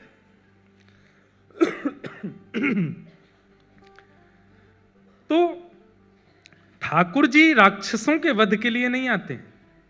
अब मेरा मुंबई में घर है, वैसे नहीं है, बोल रहा हूं, मान लो मेरा मुंबई में घर है। अब मैं जब कभी भी मुंबई आता हूं, काम से आया अपने रिकॉर्डिंग्स के लिए, आज हमारे म्यूजिक वाले जो सारे संगीत करते हैं वो भी बैठे हैं, मीर देसाई जी यहाँ बैठे हैं, सारे जो भी आपने संगीत सुना ये यही, एक बार खड़े तो हो जाओ। और हमारे सिद्धार्थ जी भी बैठे हैं। अभी एक सुंदर भाव आया था, रघुवर कोमल कमल नयन को पहनाओ जयमाला, वो दोनों के ही भाव से आया। हमारे आज नवदीप जी भी यहाँ बैठे हैं, मेरो मन वृंदावन में अटक्यो, वो भजन इन्होंने ही लिखा है। मोहित जी भी आए हैं, मोहित जी आए, कहाँ हैं? अच्छा, उनकी बहन आई हैं। तो ये सब आज हमारे संगीत के सब हमारे मित्रगण भी आए हैं, सब जो बंबई में, सारे संगीत बंबई में ही होता है, आप लोगों को पता भी नहीं चलती, हम रात में आके गा के चले जाते हैं। तो आता तो रहता हूं मैं। अब मान लीजिए कि मैं आया तो अपने काम से, लेकिन मैंने सोचा कि घर बंद पड़ा है, थोड़ा साफ सफाई कर चलें। आया तो मैं अपने मित्रों से मिलने के लिए, लेकिन लगे हाथ सोचा जो गंदगी है उसको भी साफ करें। ऐसे ही ठाकुर जी का, आते तो वो हम भक्तों के लिए हैं, पर विचार करते हैं कि रावण कंस आदि जैसी गंदगियां हैं, इनको भी साफ करते चलो। उनके लिए ठाकुर जी आते हैं, ये विशेष बात नहीं है, उन्हीं के लिए ठाकुर जी नहीं आते। एक प्रसंग सुना है। एक बार नारद जी महाराज भगवान की दिनचर्या देखने के लिए गए, भागवत जी में प्रसंग आता है। और नारद जी जब ठाकुर जी की दिनचर्या देखने के लिए गए तो सुबह सुबह पहुंचे। सब लोग देखो, इधर देखो, ध्यान से सुनो, बहुत अच्छा प्रसंग है। सुबह सुबह नारद जी पहुंचे तो ठाकुर जी कहीं जा रहे थे, नारद जी आ रहे थे। तो नारद जी ने कहा, ठाकुर जी प्रणाम, दंडवत साष्टांग किया, बैठो बैठो आता हूं। ठाकुर जी चले गए। नारद जी अंदर गए तो लक्ष्मी जी ने बैठाया, आसन दिया, आइए विराजिए, कुछ भोजन प्रसाद बाल भोग करेंगे, नाश्ता पूछा। नारद जी बोले नहीं सब ठीक है। ये ठाकुर जी कहाँ गए सुबह सुबह? तो लक्ष्मी जी बोली ये रोज जाते हैं, सुबह उठते ही चले जाते हैं, कहाँ जाते हैं ये मुझे नहीं पता, सुबह उठते ही स्नान ध्यान करके चले जाते हैं। तो नारद जी हमारे जो हैं, जैसे हमारी जीवन के स्क्रिप्ट राइटर ठाकुर जी हैं, ऐसे ठाकुर जी की लीला के स्क्रिप्ट राइटर नारद जी हैं। कई बार कई लीलाएं तो नारद जी की वजह से होती है ठाकुर जी के जीवन में। तो नारद जी बोले अच्छा कैसी गृहिणी हो आप कि आपके पतिदेव सुबह सुबह कहीं जाते और आपको पता ही नहीं है। ठीक है, अब वो तो परमात्मा है, अपनी इच्छा, ना जाने क्या क्या उनकी लीलाएं हैं, हमने कभी विचार भी नहीं किया। नहीं नहीं गलत कर रही हो आप, यहां आपका पातिव्रत धर्म नष्ट हो रहा है। आपके पतिदेव सुबह सुबह उठ करके कहीं जा रहे हैं और आप देखती तक नहीं हो उनकी ओर। तो लक्ष्मी जी के मन में शंका आ गई। शंका उत्पन्न करने वाले भी कई लोग होते, कई लोगों में शंका होती नहीं है, शक होता नहीं, पर कई लोग करवा देते हैं। अच्छे रूप में हो तो कोई बात नहीं है, बुरे रूप में नहीं होना चाहिए। नारद जी महाराज ने शंका उत्पन्न करा दी। बोले क्या करूं मैं, आप बताओ। बोले कुछ नहीं, कल जब सुबह जाएं तो पीछे पीछे जाना, आप देखना कहां जाते हैं और थोड़ा पता तो लगाओ, बाकी आगे का हम देख लेंगे सब क्या करना है। तो सुबह सुबह ठाकुर जी उठ करके स्नान ध्यान करके नित्य के भांति निकले, पीछे पीछे लक्ष्मी जी छुप छुप के जा रही हैं, देखूं कहां जाते हैं। तभी वैकुंठ में कहीं जाकर के ठाकुर जी एक द्वार जैसा था उसके अंदर प्रवेश कर गए। भीतर से द्वार बंद कर लिया, लक्ष्मी जी बाहर तक देख आई, लौट करके आई। नारद जी से बोला मैंने देख लिया, कहाँ गए? बोले कहाँ गए?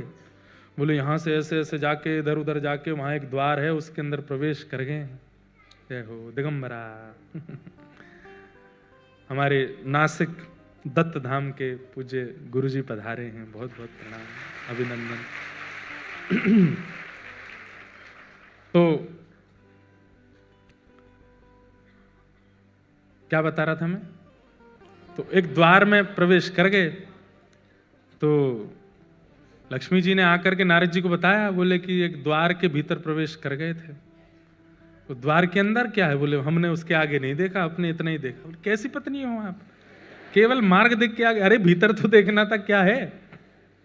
बोले आपने कहा था आगे का आप संभाल लोगे, आप ही देखो। तो लक्ष्मी जी नारद जी दोनों गए और वो जो द्वार जहां था उसके पास ही एक पेड़ के पीछे छुप के खड़े हो गए। ठाकुर जी 2-2.5 घंटा लगा करके बढ़िया प्रेम से, और भीतर से निकले बड़े हंसते हुए, प्रसन्न मुद्रा, बिल्कुल जैसे बस नृत्य करने की देर है, इतनी प्रसन्न मुद्रा में ठाकुर जी निकले और निकलते हुए चले गए। नारद जी बोले इतने प्रसन्न आपसे मिलके हुए कभी? तो लक्ष्मी जी बोली नहीं, प्रसन्न तो रहते हैं, आप ऐसा क्यों कह रहे हैं? बोले नहीं, देख रहे हो ये प्रसन्नता कुछ और है। लक्ष्मी जी बोली आप ऐसे नहीं कहो, चलो ना भीतर देखते हैं क्या है। ठाकुर जी जब चले गए वहां से, तो नारद जी लक्ष्मी जी के साथ उस द्वार के भीतर प्रवेश किए। भीतर जाकर के देखा तो एक बहुत सुंदर सा एक भवन, बहुत सुंदर आंगन, बड़ी सुंदर सुगंधी आ रही है, बहुत सुंदर सूर्य की किरण भीतर पड़ रही है, अद्भुत, मतलब सात्विक वातावरण भीतर। और वहां एक आसन लगा हुआ था। आसन के पास जाकर के देखा तो प्रसन्न हुए, ठाकुर जी का होगा। उस आसन के सामने एक चौकी थी, उस चौकी के ऊपर एक सिंहासन था, वो सिंहासन एक कपड़े से ढका हुआ था। नारद जी बोले सिंहासन क्या है और ये ढका हुआ क्यों है? लक्ष्मी जी बोली आप देखो ना, आपने कहा था कहीं ऐसी कोई चीज ना हो कि हम देख लें ठाकुर जी नाराज ही हो जाएं, आप देखो। तो नारद जी महाराज ने जैसे ही वो वस्त्र हटाया, देख करके लक्ष्मी जी और नारद जी दोनों के नेत्र चकित रह गए। कैसे? वो एक आसन था और उस आसन में 4 खाने बने हुए थे। खाने समझते हैं? 4 ब्लॉक्स थे, जैसे आपके 3 ब्लॉक हैं, ऐसे 4 खाने थे। एक खाने में लिखा था सतयुग, एक खाने पर लिखा था त्रेता, द्वापर और कलयुग। और उन चारों खानों में उस युग के जो भक्त हैं उनकी छोटी छोटी प्रतिमाएं रखी थी, उन पर तिलक चढ़ा हुआ था, पुष्प अर्पित हुए थे, उनको तिलक चंदन आदि, मतलब सतयुग के भक्तों के स्वरूप, त्रेता के भक्तों के स्वरूप, द्वापर के भक्तों के स्वरूप, कलयुग के भक्तों के, सबके स्वरूप रखे और ठाकुर जी उनकी आराधना करके गए। नारद जी महाराज ने देखा उन भक्तों के स्वरूप में नारद जी का भी स्वरूप रखा है। नारद जी बोले यह तो मैं भी रखा हूं। लक्ष्मी जी बोली इधर देखिए मैं भी हूं। लक्ष्मी जी का भी आराधन करके गए। वहां पर मीराबाई का भी स्वरूप है, गोस्वामी तुलसीदास जी का भी स्वरूप है, हमारे श्री तुकाराम जी महाराज का, ज्ञानेश्वर माउली का, सबके स्वरूप विराजमान, और ठाकुर जी उनको प्रणाम कर रहे थे। देख करके नारद जी के नेत्र सजल हो गए। बोले कैसे भक्तवत्सल हैं ठाकुर जी, पूरा विश्व इनको वंदन करता है और वो अपने प्रत्येक भक्त का वंदन करते। मेरा सुमिरन हरि करें, ध्यान से सुनिएगा, मेरा सुमिरन हरि करें। भक्ति की पराकाष्ठा क्या है? भक्ति की पराकाष्ठा क्या है? मैं हरि का सुमिरन करूं, ये प्रारंभ है, पर एक स्थिति ऐसी आ जाए कि मेरा सुमिरन हरि करें, मैं पावा विश्राम, मैं आराम करूं, मेरा सुमिरन ठाकुर जी कर रहे हैं। ठाकुर जी आराधन करते हैं, अपने भक्तों को पूजते हैं, अपने भक्तों को वंदन करते हैं। सोचो, आप जैसे नहलाते हो, आप जैसे वस्त्र पहनाते हो, जैसे भोग वैसे ही वैकुंठ में, जरूरी नहीं आपकी करते होंगे, पर जो भक्त श्रेणी होगा, हाँ मुझे कुछ अपने वृंदावन के और हमारे व्रजमंडल के कुछ ऐसे रसिक जन दिख रहे हैं अभी भी, जिनके स्वरूप की आराधना ठाकुर जी करते होंगे, वो हैं उस लायक। ठाकुर जी इत्र लगाते होंगे, ठाकुर जी पोशाक पहनाते होंगे, और सही बताऊं तो ठाकुर जी जैसी आराधना करते हैं वैसे ही फिर वो लोग हमको यहां दिखाई देते हैं, वैसे ही उनका स्वरूप दिखने लगता है। अब रसिक संत जनों को आप देखो, मैं कहा करता हूं, उनके वस्त्र 200-300 रुपए के वस्त्र पहनते हैं, मुख पर कोई क्रीम पाउडर लगाते नहीं हैं, सामान्य सा उनका वेशभूषा स्वरूप रहता है, फिर भी उनके प्रति इतना आकर्षण क्यों है? क्योंकि ठाकुर जी उनके निश्चित स्वरूप की सेवा करते होंगे। ठाकुर जी भक्त अधीन हैं। तो भक्तों के लिए ठाकुर जी पृथ्वी पर आए हैं। आगे यहां सूत जी महाराज ने अनेक विषय कहते हुए भगवान के अनेक अवतारों का वर्णन किया और श्रीमद् भागवत की रचना का भाव बताया।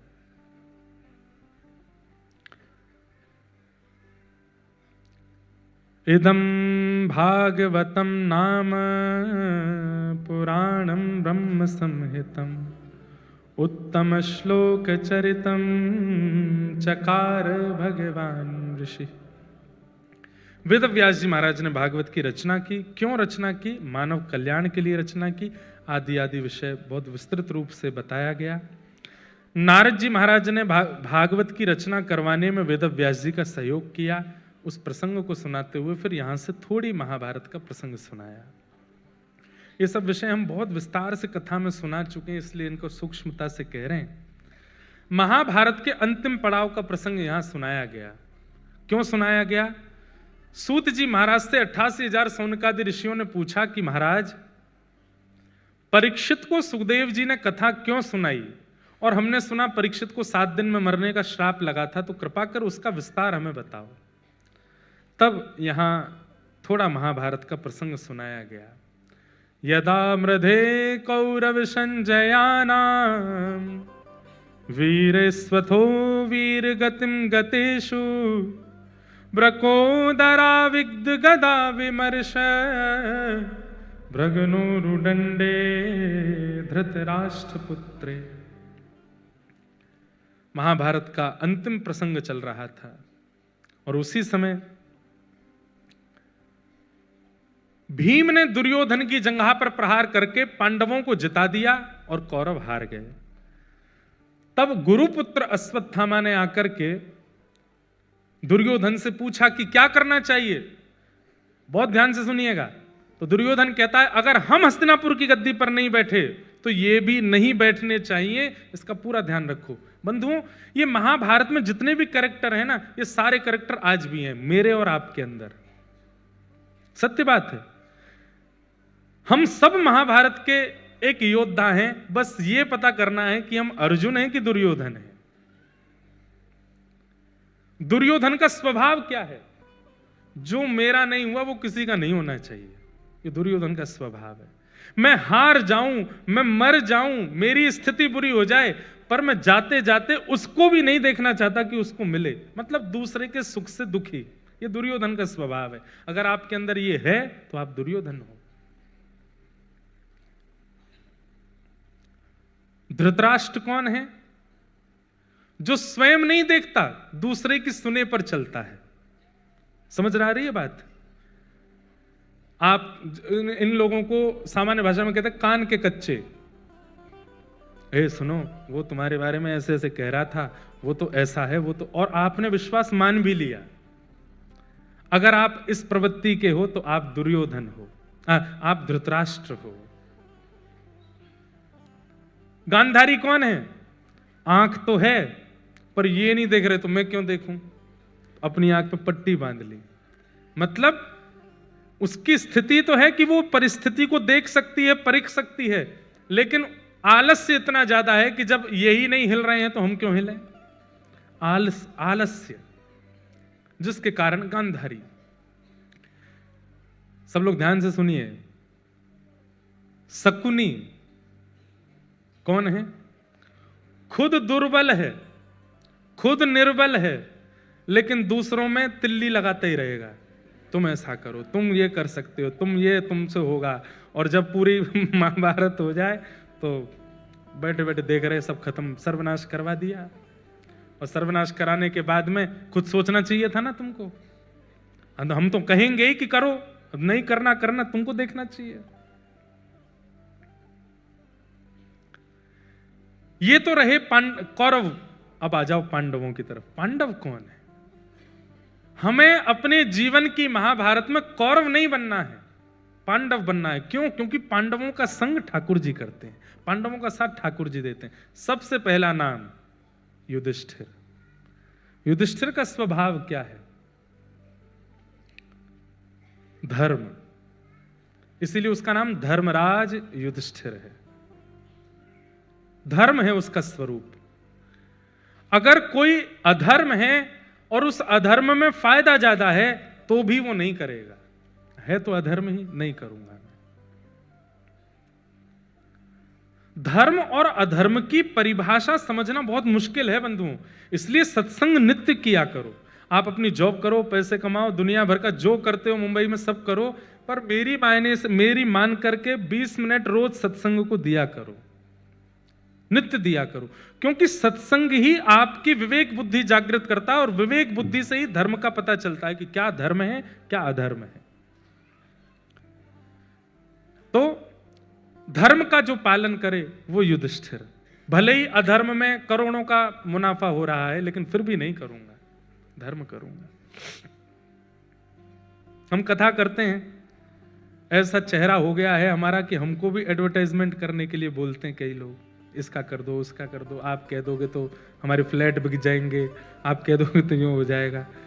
कई लोग तो प्रलोभन दे देते हैं कि हम आपको इतना देंगे, ये कर दो। मन में भाव आता नहीं, इसके लिए वाणी नहीं है, इसके लिए स्वरूप नहीं है, इसके लिए बुद्धि विवेक नहीं है। बुद्धि विवेक कथा कह के कहने के लिए, कथा कह के दक्षिणा हम ले लेंगे, पर हाँ धार्मिक प्रचार कर देंगे, किसी महाराज जी के मंदिर का प्रचार कर देंगे, किसी की सामूहिक विवाह हो रहे हैं कन्याओं के, उसका प्रचार कर देंगे, गौशाला का प्रचार कर देंगे, वहां दान पुण्य कर, पर किसी के व्यापार का प्रचार और तुम उसके लिए करोड़ दो और मैं स्वीकार करूं, ये अधर्म। ये एक बात बताई मैंने, ऐसे अनेक बातें होती हैं जहां आप धर्म और अधर्म का आकलन करके अपने जीवन के निर्णय लेते हैं, वही युधिष्ठिर है। दूसरा नाम आता है भीम। भीम का स्वरूप क्या है? बल। भीम बलवान है। बल का मतलब शारीरिक बल नहीं होता, बल का मतलब हर प्रकार का बल, बौद्धिक बल, शारीरिक बल, धन का बल, कॉन्टैक्ट्स का बल। मेरे बहुत कॉन्टैक्ट हैं, मेरे बहुत जानकारियां हैं, मेरी बहुत पहचाने हैं, सबका बल। पर सबका बल होते हुए भी उस बल का दुरुपयोग ना करने वाला वो भीम है। कई लोग होते हैं वो बल का दुरुपयोग करते हैं, चाहे वो धन का हो, चाहे वो शरीर का हो, बुद्धि का हो, उसका दुरुपयोग करते हैं। बल का दुरुपयोग ना करने वाला भीम। तीसरा आता है अर्जुन। अर्जुन कौन है? मन। मन तो है पर मन में दया है, इसलिए कृष्ण उसके सारथी बनते हैं। महाभारत युद्ध निश्चित हुआ, दुर्योधन भी गया भगवान के पास, अर्जुन भी गया भगवान के पास। दुर्योधन ने जाकर के कहा आप हमारे पक्ष में आ जाओ महाभारत युद्ध में। अर्जुन से पूछा, अर्जुन बोला हम भी आपको ही चाहते हैं, पर आपकी इच्छा हो तो आप आ जाओ। तो भगवान बोले देखो तुम दोनों के पास मेरा जाने का मन है, पर मैं एक निर्णय लेता हूं। क्या?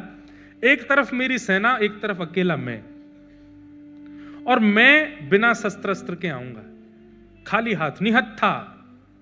अब तुम दोनों चूज करो क्या चाहिए। दुर्योधन बोला मुझे सेना चाहिए। एक तरफ है क्वालिटी और एक तरफ है क्वांटिटी। हम लोग भी क्वांटिटी की तरफ भागते हैं, क्वालिटी की तरफ नहीं। दुर्योधन सेना लेकर के चला गया और अर्जुन के पक्ष में आ गए भगवान।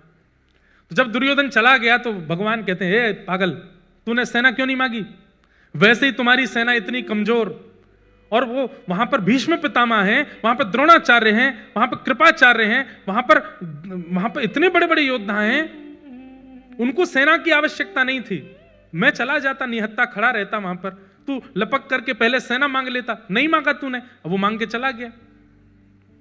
अब तेरी तरफ अकेला मैं आऊंगा, वो भी बिना अस्त्र शस्त्र के। तो अर्जुन कहता है, बहुत सुंदर बात लगती है मुझे ये एक भक्ति का सिद्धांत, यहां बैठे हर व्यक्ति का यही सिद्धांत होना चाहिए। क्या?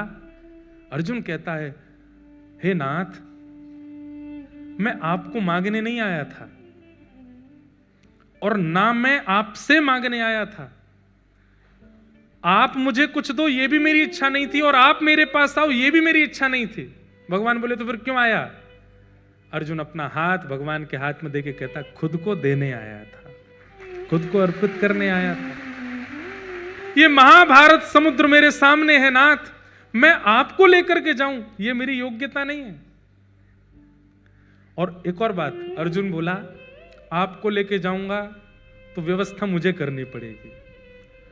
क्या खाओगे, कब खाओगे, कहां सोओगे? 8 बार तो भोजन करते हो आप। अष्टयाम सेवा होती ठाकुर जी की। मैं आपको लेकर के जाऊं तो सारी जिम्मेवारी मेरी बनेगी।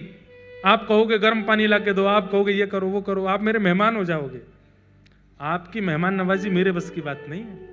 तो मैं आपको मांगने नहीं आया था, आपसे मांगने नहीं आया था, मैं तो अर्पित करने आया हूं खुद को कि नाथ ये समुद्र है महाभारत का मेरे सामने, अब आप देखो, आप जानो, आपका काम जाने। मेरे मरने में अगर सफलता हो तो मार देना, बचाने में हो तो बचा लेना, आप देखो।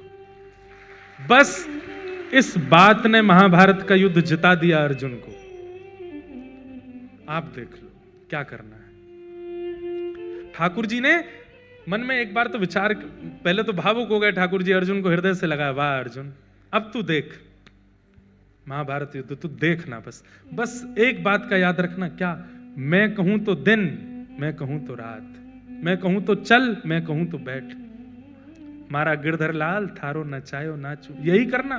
बोला हाँ ठीक है। भगवान ने परीक्षा ली, सबको कथा पता है। एक समय आया बीच मैदान में, रथ रुक गया अर्जुन का, घोड़े प्यासे हैं, चिंगाड़ रहे थे घोड़े और सामने से बाणों की बौछार, आगे नहीं बढ़ रहा है रथ। अर्जुन घबरा करके बोला नाथ अब क्या करें? बोले तुम्हारे घोड़े प्यासे हैं, पानी पिलाओ। बोले बीच युद्ध मैदान में कैसे पिलाऊं? बोले उतर करके गांडीव धनुष से पृथ्वी में गड्ढा करो, पानी का स्रोत निकालो, घोड़ों को पानी पिलाओ। एक बाण में ही निकल आएगा क्या पानी? कितने फीट नीचे पानी है, कब तक गड्ढा करना पड़ेगा, तब जाके जल का स्रोत निकलेगा। घोड़ों को पिलाना, वापस घोड़ों को ये असंभव जैसी बात थी। भगवान परीक्षा ले रहे थे अर्जुन की। अर्जुन नीचे उतरो, पानी का स्रोत निकालो, घोड़ों को पानी पिलाओ, वापस घोड़ों को रथ में लगाओ, पीछे बैठ जाओ। लेकिन अर्जुन ने दूसरी बार विचार नहीं किया, तुरंत उतर गया। और जबकि आप सब जानते हैं कि महाभारत युद्ध में सब लोगों के बाण पर एक ही नाम होता था कि अर्जुन ये मरना चाहिए।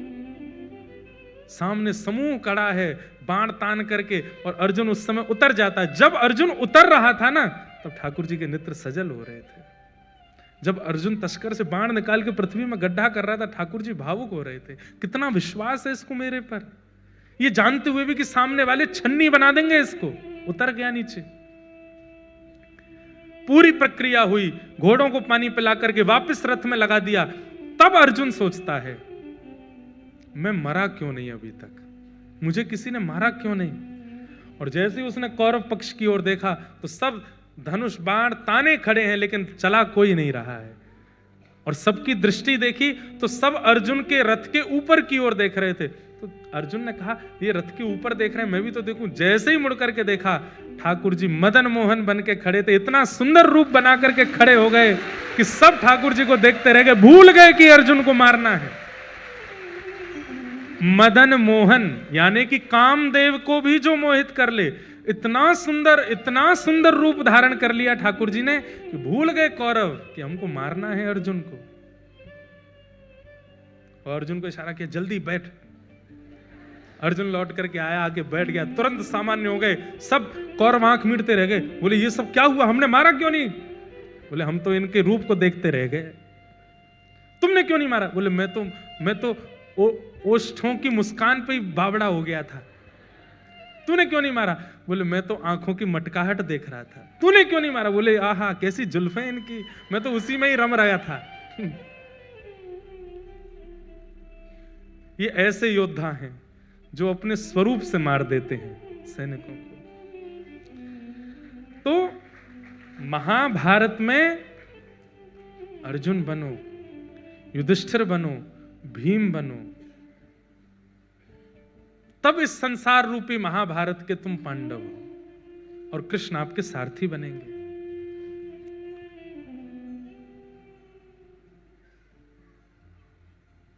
तो मैं क्या बता रहा था कि दुर्योधन ने क्या कहा गुरुपुत्र अश्वत्थामा को कि अगर मैं नहीं बैठा हस्तिनापुर की गद्दी पे तो ये भी नहीं बैठने चाहिए। भले ही युद्ध जीत गए तो क्या हुआ, कल सुबह इनका राज तिलक होना, उससे पहले पहले अर्धरात्रि में मार दो, जाकर के छल से मारो, विष दे के मारो, जैसे मारना है मारो। अश्वत्थामा अर्धरात्रि में गया मारने के लिए, लेकिन जाको राखे साइया मार सके ना कोई। भगवान आधी रात में ही पांडवों को लेकर के कहीं और चले गए। द्रौपदी के 5 पुत्र सोते रह गए, अश्वत्थामा ने उनको मार दिया। प्रातःकाल होते अश्वत्थामा को दंड दिया। अश्वत्थामा ने अपने दंड का बदला लेने के लिए उत्तरा के गर्भस्थ शिशु को नष्ट करने के लिए ब्रह्मास्त्र छोड़ दिया। भगवान ने उत्तरा के गर्भ में प्रवेश करके उस बालक की भी रक्षा की और वही बालक जन्म लेकर के भागवत का श्रोता परीक्षित बना। हमारे पूज्य दादा गुरुदेव अनंत श्री विभूषित श्रीमद रामानुज प्रपन्नाचार्य गुरु जी 21 दिसंबर को उनकी तिथि थी। 29वां वैकुंठ उत्सव था। मैं 6 महीने की आयु में था तब गुरुदेव का भगवत धाम गमन हुआ, पर उन्हीं की कृपा है हम पर, हमारे पूरे परिवार पर, पूज्य पिताजी पर। श्रीमद् भागवत की ऐसी अद्भुत व्याख्या करते थे वो। इस प्रसंग में वो एक बहुत अच्छी बात कहते हैं। मातृ गर्भ में जब बालक होता है वो बहुत, सब माताएं जानती हैं, बहुत सेंसिटिव और बड़ा खतरे का समय होता है जब गर्भ में बालक होता है। आज भी पूरे विश्व भर में कितने बालक गर्भ में आने के बाद भी जन्म नहीं ले पाते, उनका वहीं से ही प्रस्थान हो जाता है। लेकिन भगवान ने सबके बालकों को तो नहीं बचाया। उत्तरा के बालक में ऐसी क्या विशेषता है कि ठाकुर जी उसके गर्भ में प्रवेश कर गए और उसकी रक्षा करके आए। तो हमारे रामानुज गुरु जी एक बहुत अच्छी बात कहते थे। बोले क्योंकि ठाकुर जी को पता है, ये रामानुज गुरु जी पूज्य पिताजी के गुरुदेव, हमारे दादा गुरुदेव, शिक्षा गुरु, पिताजी के दीक्षा गुरुदेव तो श्रीमद गरुणध्वजाचार्य जी महाराज हैं। आप दीक्षा नहीं देते थे तो आपने पिताजी को पढ़ाया, और कभी आप कहीं पढ़ा होगा यूट्यूब पे, कभी सुनिएगा कि पिताजी को आपने कैसे पढ़ाया, अद्भुत है। तो आप कहते थे कि भगवान ने ये देखा कि उत्तरा के गर्भ का जो बालक है ये कौन है। बोले कालांतर में भागवत का श्रोता है, मेरी कथा का श्रोता बनने वाला है। इसलिए ठाकुर जी ने उसको गर्भ में जाकर के रक्षा की, क्योंकि इसके श्रोता बनने से लाखों लोगों को कथा सुनने को मिलेगी। तो कहीं ना कहीं मैं और आप भी अपने मातृ गर्भ में भगवान के द्वारा रक्षित किए गए हैं, क्योंकि आज हम कथा सुन रहे हैं, हम भी कथा के श्रोता हैं।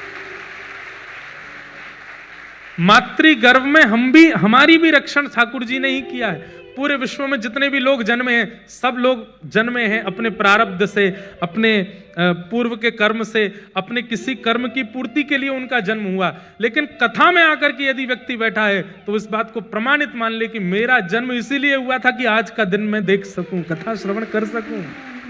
इसी के लिए ठाकुर जी ने बचाया कि तुम कथा सुन सको, और कथा सुनकर के अपने जीवन में वो अद्भुतता का अनुभव कर सको।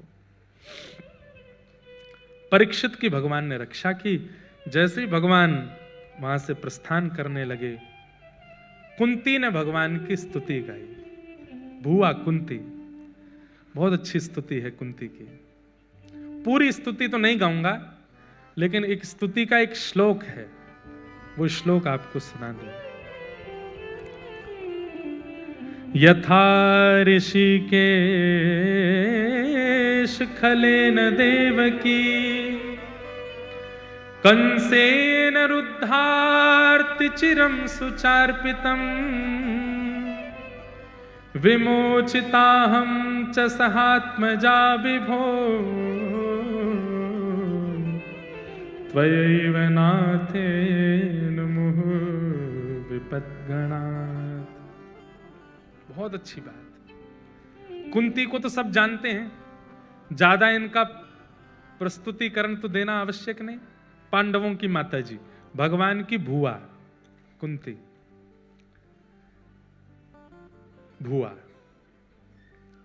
कुंती भगवान से, अपने भतीजे से कह रही हैं कि आप अपनी मैया देवकी से भी ज्यादा मुझसे प्रेम करते हैं, ये बात मुझको पता है। तो भगवान बोले किसी पुत्र से ऐसा कहना कि तुम अपनी मां से ज्यादा मुझसे प्रेम करते हो, ये कैसे संभव हो सकता है? मां से ज्यादा प्रेम थोड़ी कोई कर सकता है अपनी किसी और मां को। आपके पास इसका क्या प्रमाण है? तो कुंती कहती है, कंस ने आपके जन्म लेने से पहले 6 बालकों को मार दिया। देव की मैया के 6 बालकों को मारा था कंस ने। आपने उनकी रक्षा नहीं की, पर मेरे 5 बालकों की छाया बन करके रक्षा कर रहे थे, हर स्थिति में रक्षा कर रहे थे। इसलिए मुझे ये बात लगती है कि आप मुझसे बहुत प्यार करते हैं, बहुत प्रेम करते हैं। पर बात ये विशेष नहीं थी, बात अगली विशेष है। अगली बात में कुंती क्या कहती है, आप मुझसे बहुत प्रेम करते हैं तो मुझे पता है, पर मेरी भी सुन लीजिए। बोले क्या? त्वयैव नाथेन मुहुर विपद गणात्। मेरे पुत्र खड़े हैं, मेरा पूरा परिवार खड़ा है, सर्वस्व खड़ा है, सबके सामने कह रही हूं, त्वयैव नाथेन, इस संसार में मेरा कोई भी नहीं है, ना ये पुत्र मेरे हैं ना परिवार, केवल आप मेरे हो, केवल आप मेरे हो। कहते तो बहुत लोग, जितने ताली बजाई सब कहते हैं कि ठाकुर जी आप हमारे हो, पर आप हमारे हो के साथ साथ हम बाकी सबको भी अपना मानते ही हैं। पर कुंती तो स्पष्ट चुनौती देते हुए सबके सामने कह रही है, कोई मेरा नहीं है इनमें से, केवल आप मेरे हो और कोई मेरा नहीं है, केवल आप मेरे हो। त्वयैव नाथेन मुहुर विपद गणात्। और तत्पश्चात कुंती झोली फैलाती है और कहती है कि आज आप वापस द्वारिका जा रहे हैं, एक वस्तु आपसे मांगना चाहती हूं, मुझे देंगे? भगवान बोले तुम मांगो तो सही, इंद्र की पदवी दे दूंगा, शिवलोक दे दूंगा, रसातल दे दूंगा, जो कहो कि सो दे दूंगा, बुआ मांगो तुम्हें क्या चाहिए। तब कुंती कहती है, विपद संतु नः सस्वत तत्र तत्र जगद्गुरो भवतो दर्शनम यत्स्या अपुनः भव दर्शनम। वो मांगा कुंती ने जो आप सोच भी नहीं सकते। भगवान के आगे झोली फैला करके कुंती कह रही है कि कृपा करके एक वरदान दे दीजिए। बोले क्या? दुनिया में जितने भी कष्ट हैं, जितने भी दुख हैं, जितने भी दारिद्र हैं, वो सब इस भुआ के जीवन में आ जाएं, कृपा करके ये दे दो। भगवान भी विचलित हो गए, भुआई क्या मांग रही हो आप? सुख संपत्ति घर आवे कष्ट मिटे तन का गाने वाले संसार में तुम खड़े होकर कह रही हो दुख दे दो, कष्ट दे दो, पीड़ा दे दो, आपत्ति दे दो, विपत्ति दे दो। अरे पता चल भी गया कि मैं भगवान हूं तो मेरे सामने मुख से निकलता नहीं किसी के कि दुख दे दो, आप दुख मांग रही हो। और भगवान कुंती बुआ से कहते हैं, बचपन से आज तक आपने सुख कहां देखा? बाल्यकाल में दुख देखा, छोटी सी अवस्था में। अब पूरा कुंती प्रसंग नहीं सुनाना मुझे, पर बाल्यकाल से कुंती के जीवन में सुख था नहीं। एक संत की सेवा की कुंती ने बाल्यकाल में, तो उस संत ने प्रसाद रूप में एक मंत्र दे दिया, इस मंत्र को बोल के जिस देवता का आवाहन करोगी तुम्हारे सामने आ जाएगा। छोटी बालिका कुंती ने सोचा ऐसे ही बोल रहे हैं, ऐसे थोड़ी होता है। मंत्र बोलकर कहा सूर्य नारायण आ जाएं, तुरंत सूर्य नारायण प्रकट हो गए। तो कुंती तो घबरा गई, मैं तो ऐसे ही बुला रही थी, आप जाओ। तो सूर्य नारायण बोले नहीं, इस मंत्र की एक सामर्थ्य है, जिसको बुलाओगी वो आएगा और कुछ दे के जाएगा, मुझे कुछ नहीं चाहिए। नहीं, तुमने बड़े भाव से एक संत की सेवा की, मैं अपने समान पुत्र तुमको देता हूं। और कर्ण सूर्य नारायण ने दे दिया। छोटी सी कुंती मन में विचार करने लगी कि लोग, समाज, संसार के लोगों को मैं ये बात बताऊंगी, कोई समझेगा? कोई नहीं जानेगा, सब मुझ पर आक्षेप लगाएंगे। स्त्रियों पर आक्षेप करना और स्त्रियों के विषय में कुछ भी अनर्गल बोल देना बहुत आसान होता है, पर हमारी बात मानिएगा, वैष्णव अपराध और स्त्री अपराध ये समान दोष है, मत कीजिएगा। परिस्थिति सबके जीवन में आती है, सबके जीवन की कोई ना कोई बात होती है, पर उसका सम्मान करना यदि आप नहीं सीखे हैं तो आपका भजन साधन सब व्यर्थ है। कुंती ने मन में विचार किया, कौन समझेगा मेरी बात को? लता पत्रों में लपेट करके कर्ण को बहा दिया नदी में। वही फिर एक धोबी की पत्नी ने गोद लिया और बाद में बड़े होकर के वही कर्ण बना जो कौरव पक्ष में रहा। कर्ण जानता है कि कुंती मेरी मां है, कृष्ण जानते हैं कि कर्ण कुंती का बेटा हो, कुंती जानती है कि कर्ण मेरा बेटा है। बहुत विचित्र कथा है महाभारत की। पति पांडु महाराज, उनको श्राप लगा हुआ था कि अपनी पत्नी के पास सहवास की भावना से जाओगे तो तुम्हारी मृत्यु हो जाएगी। बच्चे 5 देवताओं की कृपा से जन्मे, इन्हें भी बचपन से दुखी देखना पड़ा। पांडु महाराज की मृत्यु के बाद कौरवों ने शासन अपने वश में कर लिया, इनको वन में छोड़ दिया। वन में मारे मारे बच्चे बच्चे फिरते रहे जैसे तैसे। महाभारत युद्ध हुआ। सब कुछ करने के बाद भुआ, ध्यान से सुनिए सब लोग, बचपन से लेकर के अब तक की स्थिति पूरी दिखा दी भगवान ने। मुझे पूरी स्थिति में भुआ ये बताओ, तुम सुखी कब थी? कभी भी नहीं। और आज जब युधिष्ठिर आदि पांडव जीत गए, आज जब बैठने वाले हैं हस्तिनापुर की गद्दी पर, मुझे लगता है आपको आदत हो गई है दुख भोगने की। मेरे आगे झोली फैला के फिर कह रही है दुख दे दो। कितना तो दे दिया, सब कुछ तो देख लिया आपने अपने जीवन में, अब सुख की घड़ी आई है फिर दुख मांग रही हो। कुंती का उत्तर, बंधुओं, कथा का मतलब आपको स्टोरी नहीं सुननी है। कथा का मतलब पूरी स्टोरी है भी नहीं। स्टोरी मतलब झूठ, ये स्टोरी नहीं है, वास्तविकता है।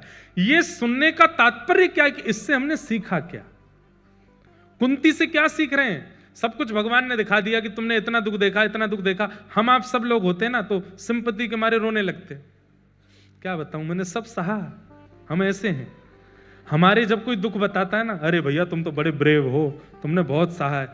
नहीं साहब, पता है उस समय मैंने ऐसे ऐसे किया था। मेरी जगह कोई और होता फांसी से लटक जाता, पर मैंने सहा। हम लोग ऐसे हैं। हम लोगों का कष्ट कोई अगर सिंपैथी दे तो हम लोग और ज्यादा भावुक हो जाते हैं उस क्षण में। पर कुंती क्या कह रही है, नाथ आपने अभी कहा कि बचपन से लेकर के आज तक मेरे जीवन में कष्ट था, और कल महाभारत जीत करके मेरे पुत्र जब राज्य गद्दी पर बैठ गए तो कल से मेरे जीवन में सुख आ गया। बोले हाँ। बोले कल तक जीवन में कष्ट था, कृष्ण संग खड़े थे, सुख आते ही कृष्ण द्वारिका जा रहे हैं, ये मुझे नहीं चाहिए। आप छोड़ करके जा रहे हैं हमें। आज वनवास मिला था हम लोगों को, आप हमारे साथ रहते थे, कभी भोजन पाने आते थे, कभी हमारे साथ खेलने आते थे, कभी बात करने आते थे। पांडु महाराज के साथ जो कुछ भी हुआ, पांडवों के साथ जो कुछ भी हुआ, महाभारत का युद्ध हुआ, सब स्थिति में आप खड़े थे हमारे साथ। और जब आज हम जीत गए, ये सोने का मुकुट जब युधिष्ठिर के माथे पर विराजमान हो गया है, उसके माथे पर स्वर्ण मुकुट विराजित होते ही अगली बात में क्या सुनती हूं कि कृष्ण आज्ञा मांग रहे हैं कि अब मैं द्वारिका जाऊं। मतलब हमें सुख देकर के आप जा रहे हो, ऐसा सुख मुझे नहीं चाहिए। सुख नहीं चाहिए, दुख नहीं चाहिए, आप चाहिए। और आप यदि दुख में रहते हो तो हमें दुख चाहिए, आप चाहिए।